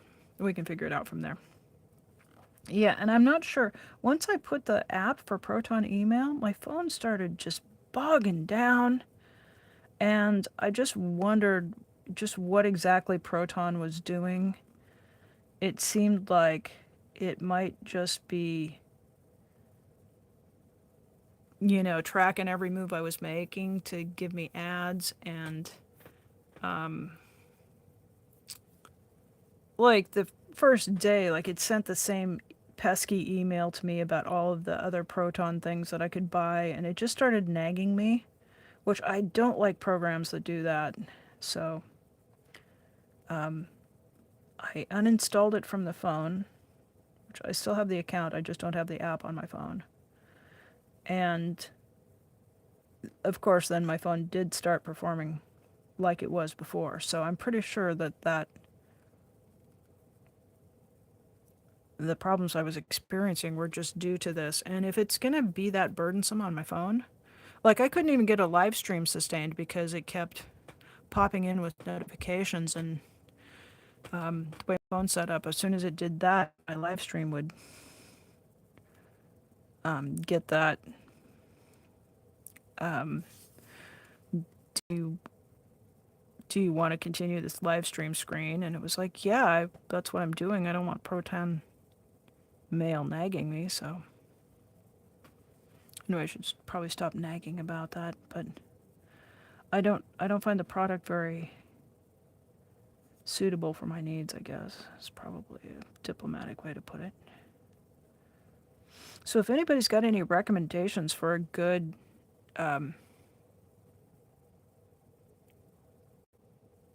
free email service that's not, because I guess it just occurred to me that I might be able to get a second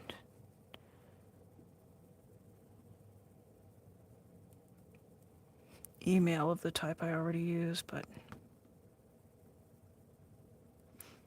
apparently we've now reached the rambling portion of tonight's programming.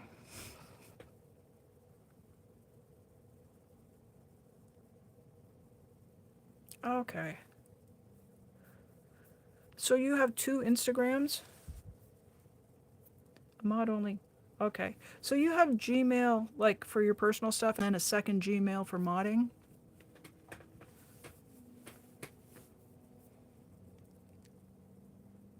I thought about that, and then I thought, oh, can I keep myself logged into the correct account? I'm an idiot savant, man. There's some things I have.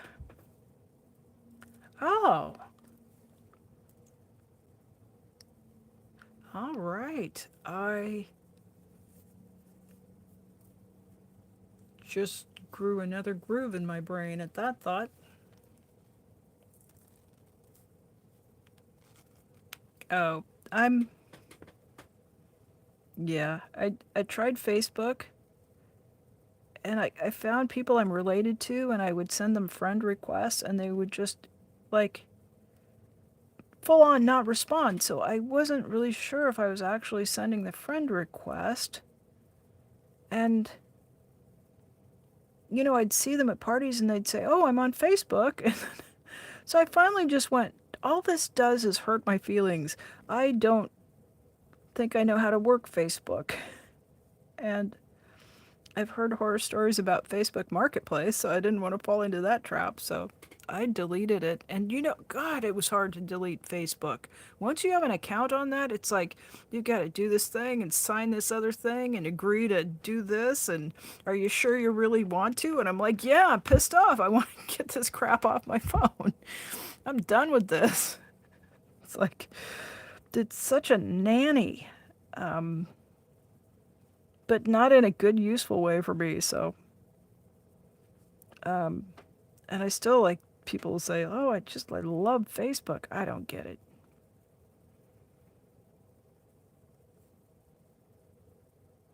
And my Instagram account, I started, I did a lot of photography of legal cannabis when it was, so my account was dedicated to that for quite a long time. Which always seems to shock people when they haven't heard that about me before, but so it's fairly anonymous. And then Instagram really, they were tolerant of it, and then they kind of changed their policy and they started cracking down on accounts, and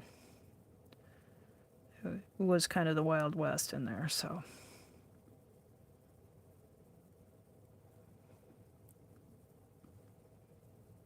I pulled all of that content, and then I went to some sort of, I guess you could call it maybe travel photography, just to remind myself of places I'd been able to take day trips to, or little hikes I had and stuff like that, but not super, like, there's so many fantastic photographers over on Instagram that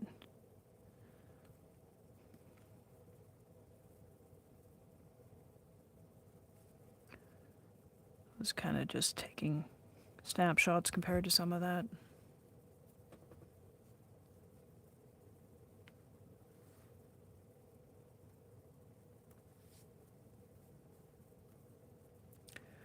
All right. It was just, yeah, so the comment is that Facebook was too depressing. And yeah, it just, like, I know people who do feel like they get more connected and that they gain for it, but it just wasn't that way for me. I found it just to be disheartening and depressing as well, so. And the comment is that it took a year to fully delete with Facebook. Yeah, it's crazy how much they just want to keep their users on a leash.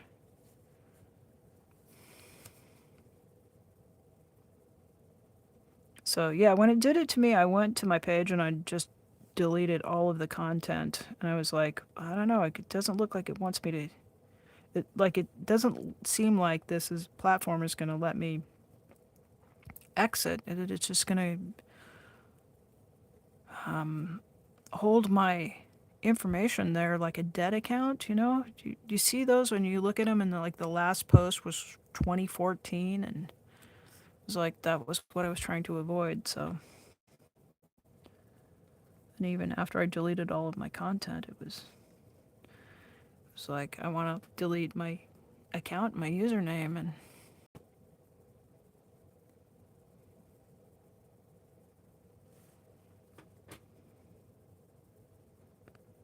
so the poster is saying that they live in a jurisdiction where they can only get CBD and not anything. Boy, I try not to get. I want to say something, but I really don't want to talk about politics. But I feel like, okay, I can come at this from a little bit sideways. But there were campaign promises made about decriminalizing cannabis and taking it, descheduling it. In the United States, it's considered to be a drug like heroin and cocaine. And there are drugs that are far more likely to kill you, and they're scheduled on lower schedules than cannabis. And I feel strongly like that we have racial and cultural oppression going on regarding cannabis, and it's just time to get it fixed. And there were campaign promises about people that people made that are in office that were promises made to free people who are imprisoned for low-level cannabis offenses, for possession or maybe even lower levels of trafficking, and it has not happened. And there's been plenty of time to get these people out of prison and to let them get back to their lives. And some of them are in prison in states that have since legalized cannabis. And I feel kind of frustrated about that. Every time I think about leaving Scientology protest, I know right where I'll go.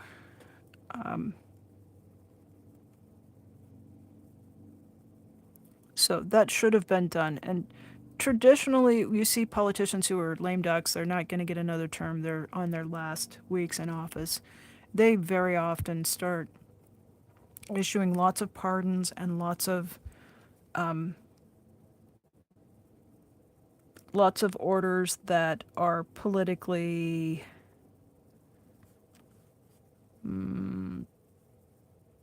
tricky. So I am hoping that we see some of that coming out in the last weeks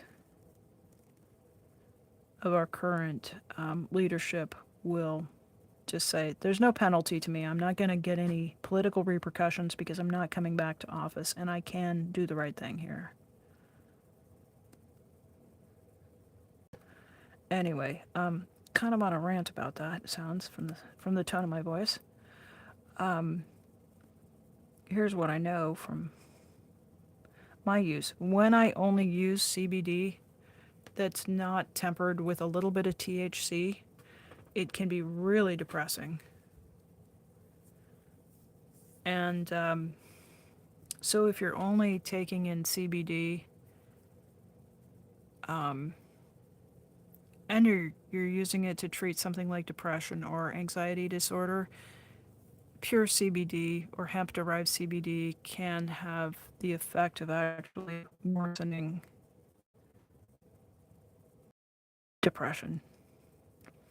And what I know from using products and using it in my own body and reading and hearing from other people is that when you can get a product that's got some THC and more CBD, that the effect is just more beneficial for me. And I think it's probably what I know from other people is that they also like to have a product that has not just terpenes added, but actually THC in combination with CBD. So it makes me sad to think that people are, that they're looking to CBD to be something that's going to benefit their health, but it might actually have a depressing effect on them, and they and that's not very fair. Yeah. Yeah. Can you get, you know what I really love is uh is balm made with CBD, and I know you can't get THC in the UK, but the first time I heard about this, I thought, rubbing cannabis oil on my body, oh please, what's that gonna do? And I was ran across this bud tender, and she said, "Yeah, I buy this, and my grandma's 74, and she had a hip replacement, and she was in a lot of pain, and I finally just said, Grandma, will you try this?" And she found it really helpful, and it was on sale, and it sounded like it might be worth trying, and I just thought, oh, what the heck? Like, it was a kind of a nice product. It had shea butter and beeswax and some essential oils that were things I liked, and I thought, at the very least, I don't know, I don't think this is going to work. How am I going to absorb this through my skin? It just seems like hooey. But the product had a nice smell. I liked the texture of it, and I thought, just as a product to put on my skin, it seemed okay. And I'll tell you, was I surprised at the pain relief I got. Joint and bone pain was what I was dealing with, connective tissue pain. And yeah, I know I went through that. It kind of came in a stick form. And if you can find that, and you have pain in a body part that's amenable to having something applied to it that way, I thought it was fantastic.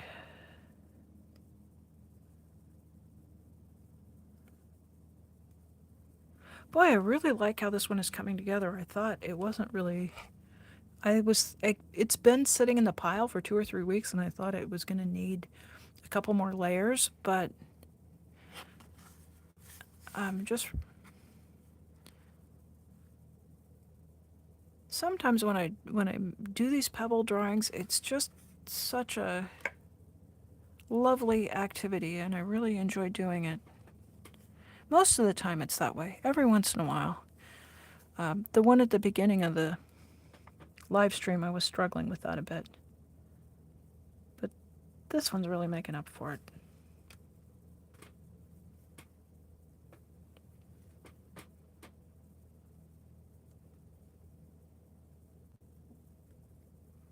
Yeah, I have a hypothetical story about a neighboring state that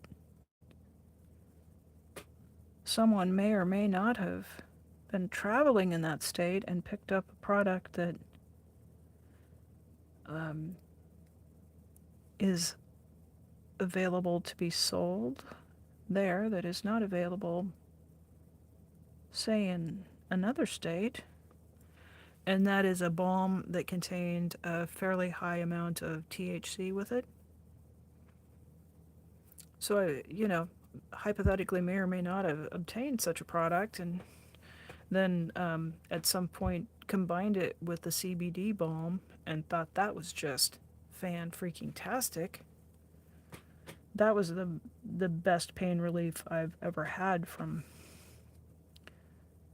that I may hypothetically have had, allegedly. Oh, I'm going to jail. Yikes. Oh my gosh. The day that we can just use plants on our body for our own health under our own choices is going to be a fantastic day. And I do hope I live long enough to see it, because I think it's coming. I believe it's coming. And UK has moved quite a bit. I think you guys will get there.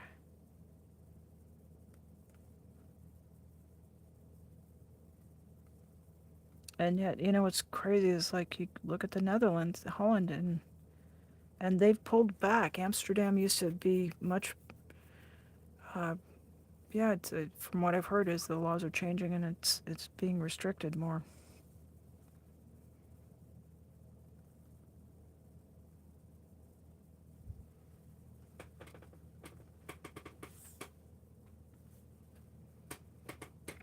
Thank you.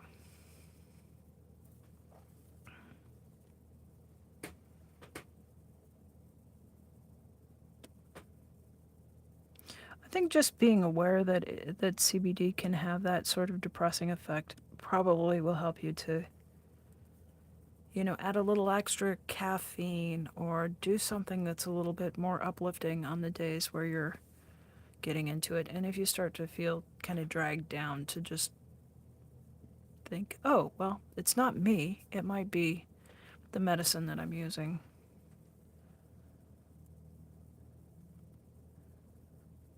And I don't think it's necessarily a bad attribute. For God's sake, I have to take a bunch of medications because I had I had a heart procedure this spring, and I know I haven't told you, Lorraine. I know everybody else has heard this story 16 times, but I had 6 stents put into my heart and my 3 major cardiac arteries. And as a result, and I had a double bypass when I was 45, so it's not ideal. Um, and I'm alive, so it's all good. But I do have to take a whole whack of new cardiac medications with this last procedure, and including blood thinners and blood pressure medicine twice a day and all this crap.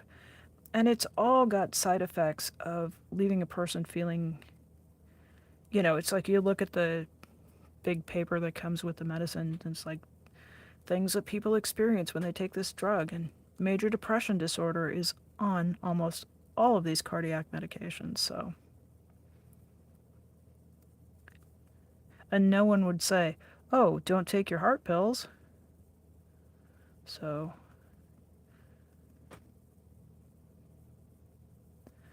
it's, um, it's just something that we've got to deal with. And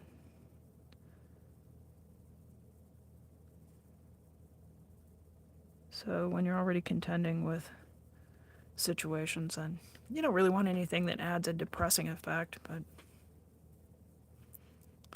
thank you. Thank you, Lorraine. Hi, Maya.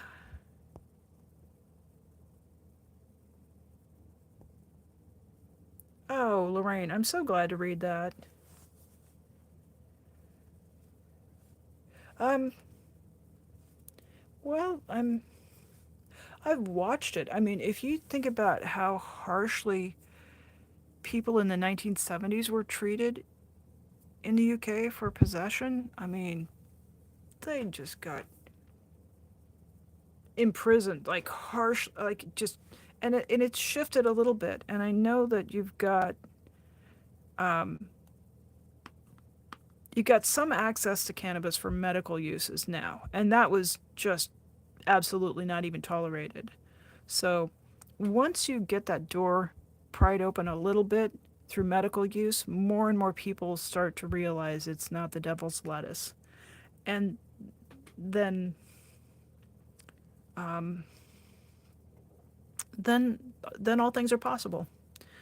So, Maya, we've been going about 2 hours now, and I'm wondering on the notifications, because Maya's here and she says she didn't get a notification for this one, and I've had a couple of other people tell me that. I know our chat rate has been pretty modest, and we have not had. I don't think I've seen any randoms come through, and at least if they have, they've not made a comment. And I've been watching the population count at the top, and it stayed pretty steady with the group that's here. So when the group is kind of small like that and steady going along, it doesn't push out more notifications. So, um, yeah. So, yeah. So, Lorraine, I'm also diabetic, and I have a thyroid problem. I take 2 different medications for that. So, Gail Byron, hello. Hello, hello. Thanks for popping in and saying howdy. We've been goofing off we were playing with some of the Gansai Tambi and making a mess with green. Isn't that gorgeous? I mixed that Mars yellow and I made all kinds of shades of funky green. So, you know how it goes in here. A little of this, a little of that.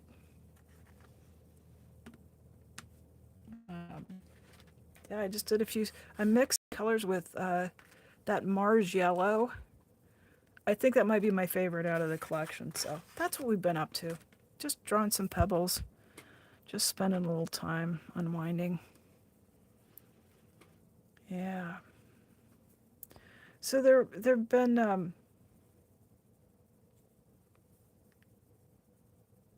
Gail, I don't think I realized that you were in Canada.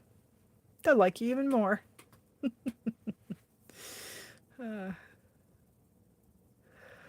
I know. Look what Lorraine's got going here.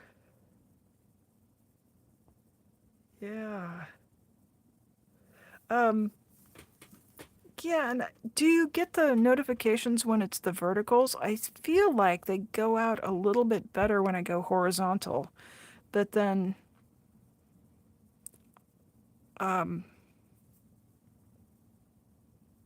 here's the thing. Horizontal gets 22 views. Vertical sometimes gets me 1,200 views. And until I get to that goal that I have, I'm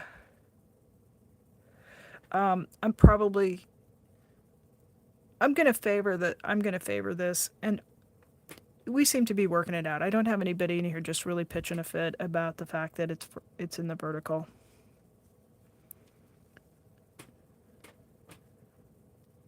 Frankly, when it's in horizontal, I don't have the camera equipment to really bring you the high def picture I'd love to bring you. So once we get into some of those, up into some of those brackets, I'll be able to do some of the things that I want to do with the channel. So, okay, well that's good. Chocolate Quilts, hello, hello. Quick, good night. Chocolate Quilts wants to go live. Do you have your 50 subscribers? Yeah, Maya or Lorraine, would one of you mind dropping a link to Chocolate Quilts? And then, as Maya will tell you, you can use Restream Prism or StreamYard. You don't have to have 50 to go live. I am just strictly high speed, low drag, YouTube only with my live streaming, so I think I recall looking at your channel and thinking you're pretty well populated on your subscribers there, Chocolate Quilts. It's fun. I had Maya will tell you, because Maya held my hand on this going live business, because I was thinking about it for a long time, and Maya just coaxed me out onto the ice, and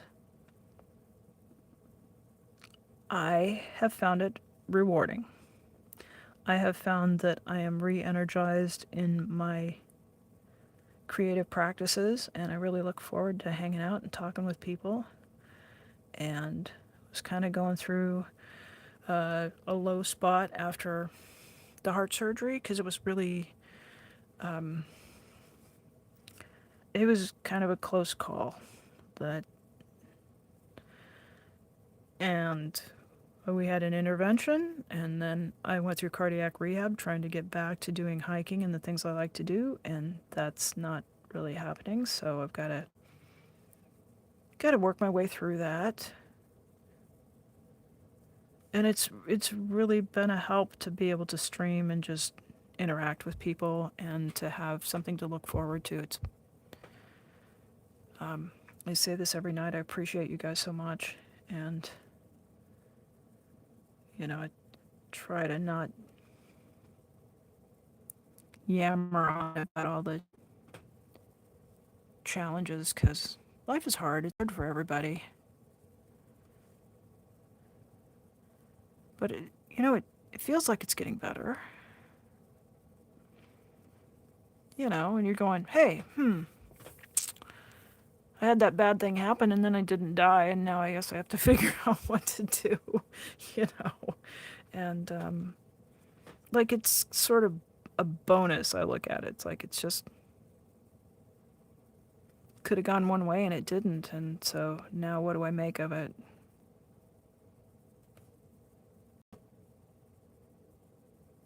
That's all we can do, right? So Gail is working on a fan portrait of Dame Maggie Smith. Oh my gosh. Whoops. Chocolate Quilts did Impressionistic Flowers watercolor today. Yes! Rock on. Good job. Yeah. Maya. Maya. Maya. I can't bring myself to call you a bad influence. You're a good influence. Yeah.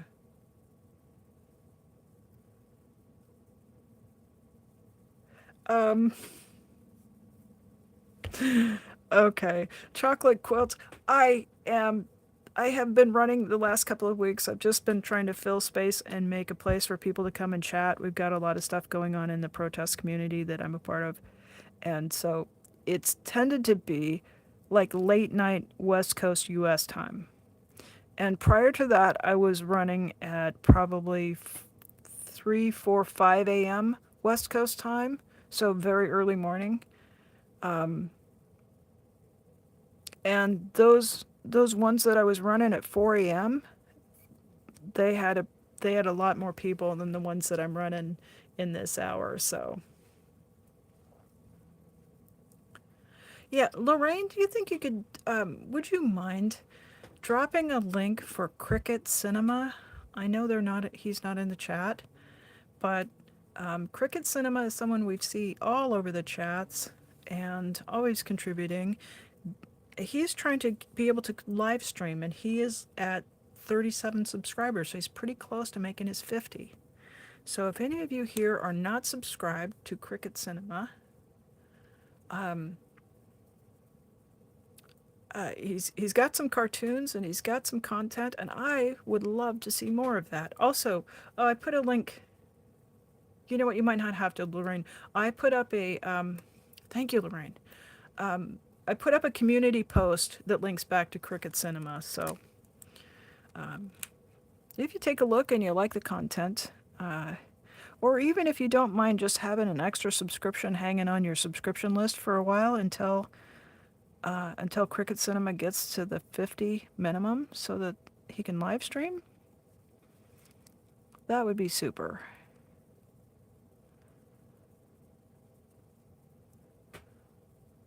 So I guess we've reached the shameless promotion of friends and acquaintances, and I'm here for it.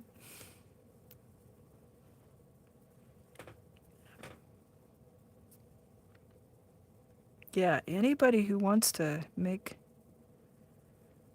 cartoons about protesting the cult of Scientology is someone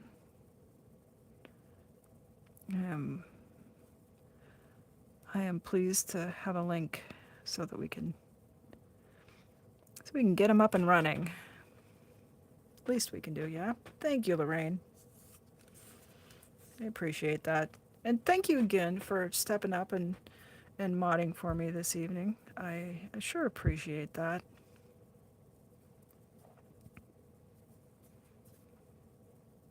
I will get the information from Nance. It might take, yeah, it's definitely probably not going to happen probably not going to happen in the next 24 hours because I've got some stuff going on. But I will get a hold of you. And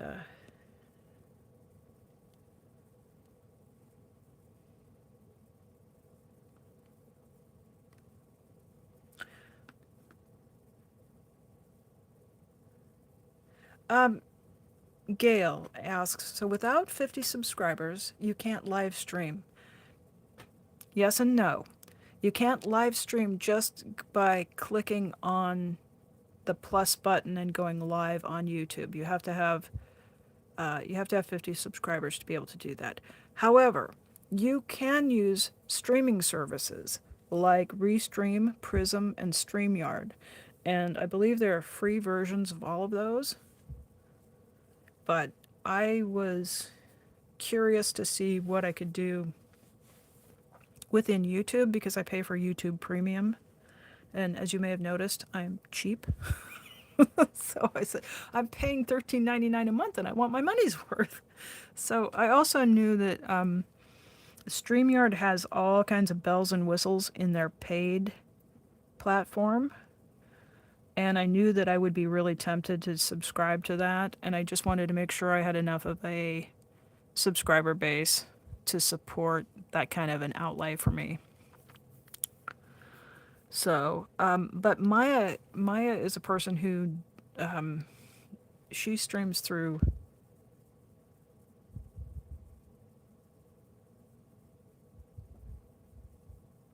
I'm completely blanking. Through StreamYard, right, Maya? Yeah, it's okay, Gail. We are all like, yeah, you're in the club. We'll help each other out. And, yeah. So, Chow Yun Smut uses Restream. Kelly, SP Never In Artsy Tartsy uses Restream. And I have to say, when she uses YouTube, the picture is it's not as crisp and it doesn't seem to be as well lit. And when she uses Restream, she really gets a bump up in the quality of her stream. Yeah. And now that we say Chow Yun, did she run this evening? She didn't go last night, so I know she's probably just recovering from her trip, and it sounded like her voice was on its last little string. So I live stream with my phone over 5G straight through YouTube. I don't use any streaming service. And you can usually tell because it'll be like a little logo, that'll say Restream or Prism. Yeah. And Maya regularly does.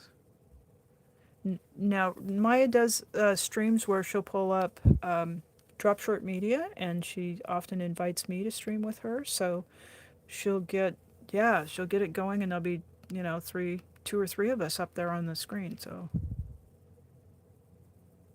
yeah. Lorraine, I agree. Lorraine says it's harder to mod with this transparency screen and you only see 5 lines of chat. Every once in a while it gets rolling. But usually, because we're such a small group in here, usually it's fairly manageable. And I'll tell you, if we get trolls in here or anybody causing mischief or it starts rolling, I will I have figured out how to slow the chat down. And I don't Maya knows this, but also if you're going to be in and you're ever modding again, I don't time people out or give them second chances. If they're here and they're up to fuckery, I just boot them. I just ban them. Because my experience on YouTube tells me that a person who is willing to do that once is willing to push it and to return.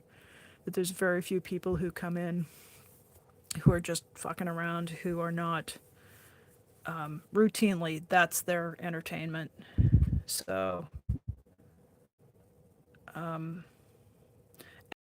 I also have a really comprehensive blocked words list, which you're not a managing mod, so you're not going to be able to see that. But yeah, it's extensive. So I'll see people come in and I'll know they'll try something by the timing, and it's like, I know they just got told they can't say that in here, and I'll look at them and I just got a sense for it, and sure enough they pop off, and I just go whoop, block, gone.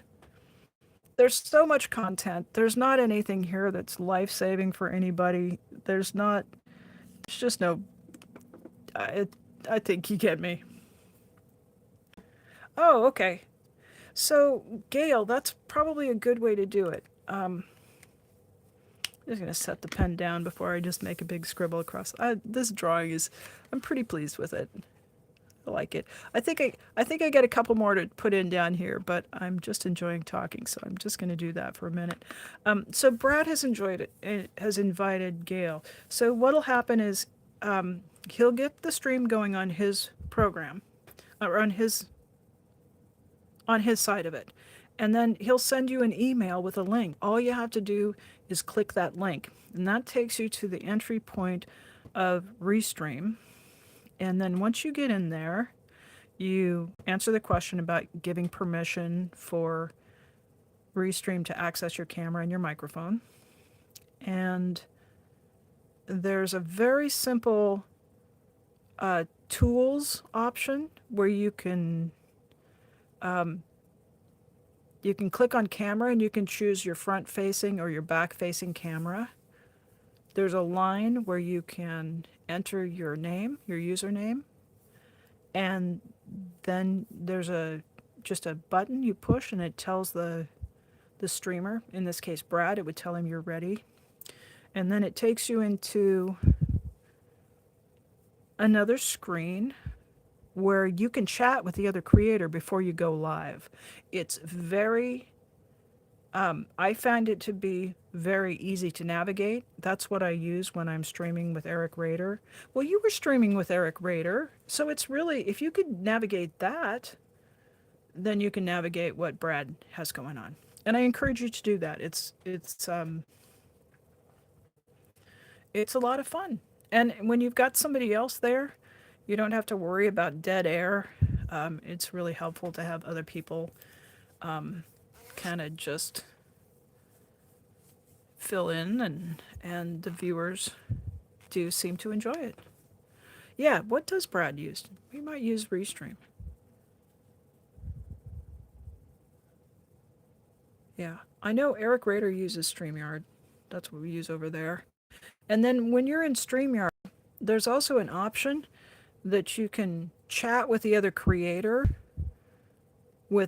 so you don't have to talk in front of everybody lurking around. And if you've got a question or something, a concern, you have a way to just go back channel and talk with them. That's one thing about YouTube streaming that I don't love, is that it's a little bit challenging to communicate with moderators from here. Because if I go to open another screen, it stops my live stream. So Maya and I we have a little code for, did you see that? She always sees it. So we've got a good groove. Yeah. Yeah, exactly. That's what Maya is saying, that if you get invited to someone else's stream, you don't need StreamYard. You don't have to download any apps. All you have to do is click the link. And it's pretty user friendly. Okay, so Brad just goes through YouTube. Okay. Yeah. So Lorraine is saying she uses Instagram to message, or email. Yeah, I'll send you a link to that other program I use, because what it does is it lets you use your phone. You can make calls, and then it doesn't disclose what your actual phone number is. And so if you have something doesn't work out, you can change the number, and you can block them from that number, and you don't ever expose your location or your personal information. And then it's got the functionality of messaging in that as well. So it's Google. It works everywhere Google does. So I'm not 100% sure, but I'm pretty sure. And then also, I'm a person that I don't like notifications. A few years ago, I saw some advice that you should turn off all your push notifications, and I did that, and I realized like I was much calmer without my phone dinging at me all the time, and I think for me, I'm autistic, and so gating that stuff, that that auditory input is really hard. So when my phone dings at me, I jump, and it just startles me, and my heart beats faster, and I was literally getting chest pain from the alerts. So I turn them off for everything. Go check. I don't check Instagram every day. I don't get email alerts. And it's a little bit frustrating for people who are trying to get a hold of me because nothing dings at me. But I'm healthier for it, so that's why like I try not to nag people about turning on notifications on this channel because I'm a person who thinks that if you want them, that's cool. It's great. If you use them and they work for you, that's good. But as a person who kind of jumps out of my chair every time a phone goes off, I don't want to do that to people. So, no, I think tonight I started around Lorraine. Was it? It seems like it was.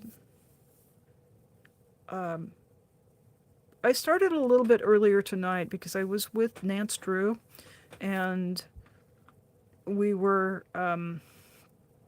She was doing a chillaxation sort of a stream for people to kind of come together and just chill out and be kind of cool with each other. And she is in Chicago, so it's a couple hours. And I knew the chat was still rolling a little bit, so I thought I would start my live stream, and anybody who wanted to chat and still have some company could come over here. So we did start a little bit earlier this evening. But the chocolate quilts, you're right, I just don't have a steady start time. And I have been throwing a few into the mix that are probably like mid-morning, my time, West Coast, United States time. So, yeah, so Lorraine used to get the notifications and her heart rate rose too much. So, you know what I mean? Yeah, it's just like we should give ourselves more priority and not have social media dinging at us and telling us, "Oh, get a blast of adrenaline dumped into your system." I just I just yeah, so we're coming up on 2 hours and 29 minutes right now. So, yeah. Yeah. So Maya's one of these people who just like she says they don't wake her up. Like before I learned to turn them off, I was like I would get woken up at night from Instagram because somebody put a picture of a cannabis bud up, and it was like that is not time critical. If I don't need to see that at 3 a.m. in the morning, I really just don't. It seems like I do. I mean, I kind of when I looked at it and went, well, that's cool, but realistically, it just got out of balance for me. So, Gail, you are certainly welcome. Absolutely, I'm absolutely pleased to be able to encourage you to do that.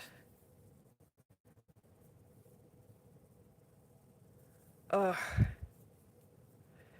now, I will use alarms. That's what I do. That's what instead of the notifications, I will use alarms, and like to get to a medical appointment or something like that where I'm inclined to be a little bit of a foot dragger about it, I will set a series of alarms. Yeah. Yeah. Maya, you might need to choose a new tune for your alarm or something. I don't know. It just goes ding. And Maya goes, "Oh, I'm going to have a cup of tea." I love that.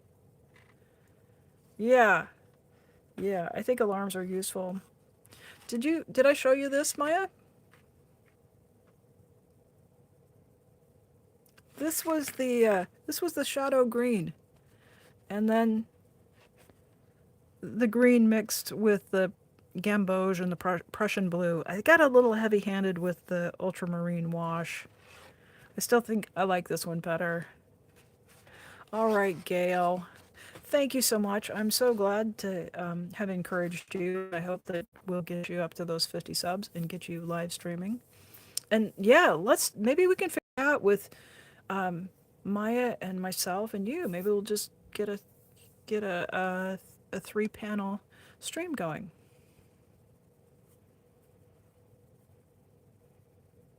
Yeah, okay.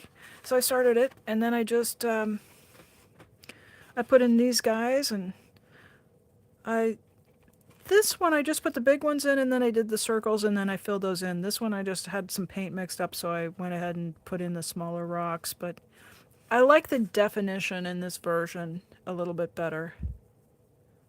You know, every painting you learn a little bit more. But I love the shadow green for the rocks. I think maybe the next one needs to have some of this ivory. No, it was lamp black. I was thinking ivory black and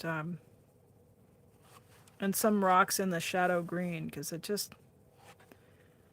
it made such wonderful patterns when it dried down. I guess I that the some of the Gansai Tambi are granulating colors. I thought that they were not, but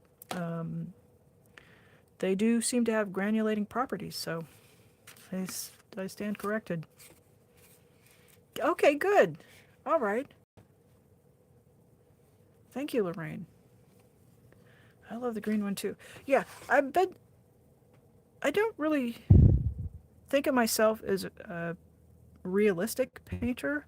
I kind of like a more cartoony style, and somehow this one just evolved out of the work that was going, so I surprised myself a little bit with it. And this is not a tutorial channel, but I guess every once in a while you work hard enough and you get a little art that comes out from that. Yeah, Maya says it is nice to stream with someone the first time, right, Janelle? It is. It is. And we did it a few times, and my confidence just grew by leaps and bounds. So thank you, Chocolate Quilts. Yeah, so I started off the stream kind of scattered, and so I grabbed a blank. This was one from our pick 3, and I got after it with a little bit of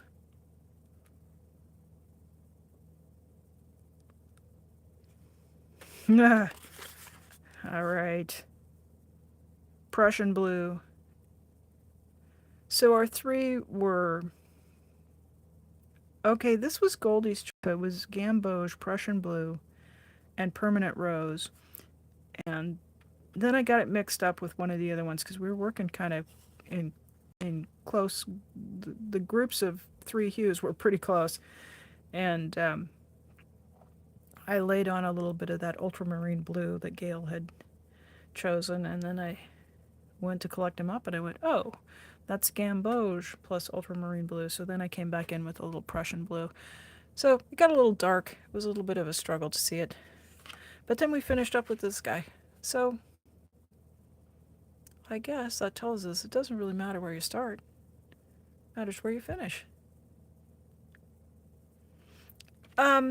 It's not a metallic. What you're seeing is the Gansai Tambi, when it dries down, if you don't dilute it too much, it has this shiny, glossy finish, which I find very appealing. And I was going to say I do have some metallics.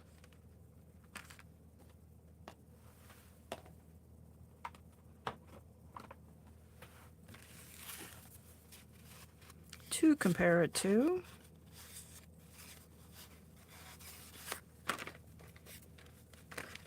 So that's the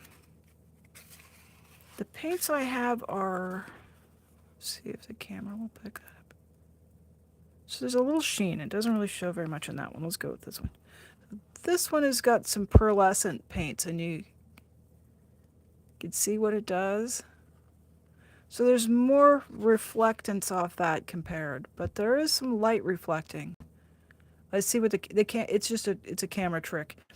it's just shiny. It's not actually glittery and metallic. Oh, I looked at the quilt says the new graphites. Are you talking about the Gansai Tambi graphites? Because I looked at those and I almost ordered them, and I thought, what will I do with them? Because I also ordered pearls and opals and the set of the Art Nouveau. So I was trying to stay within a particular budget, and at various points I had the graphites, and I just couldn't say no to the opals. So the what I understand these to be are the same paints, but they are in very subtle a blue, red, green, and an orange hue, and then a gray hue.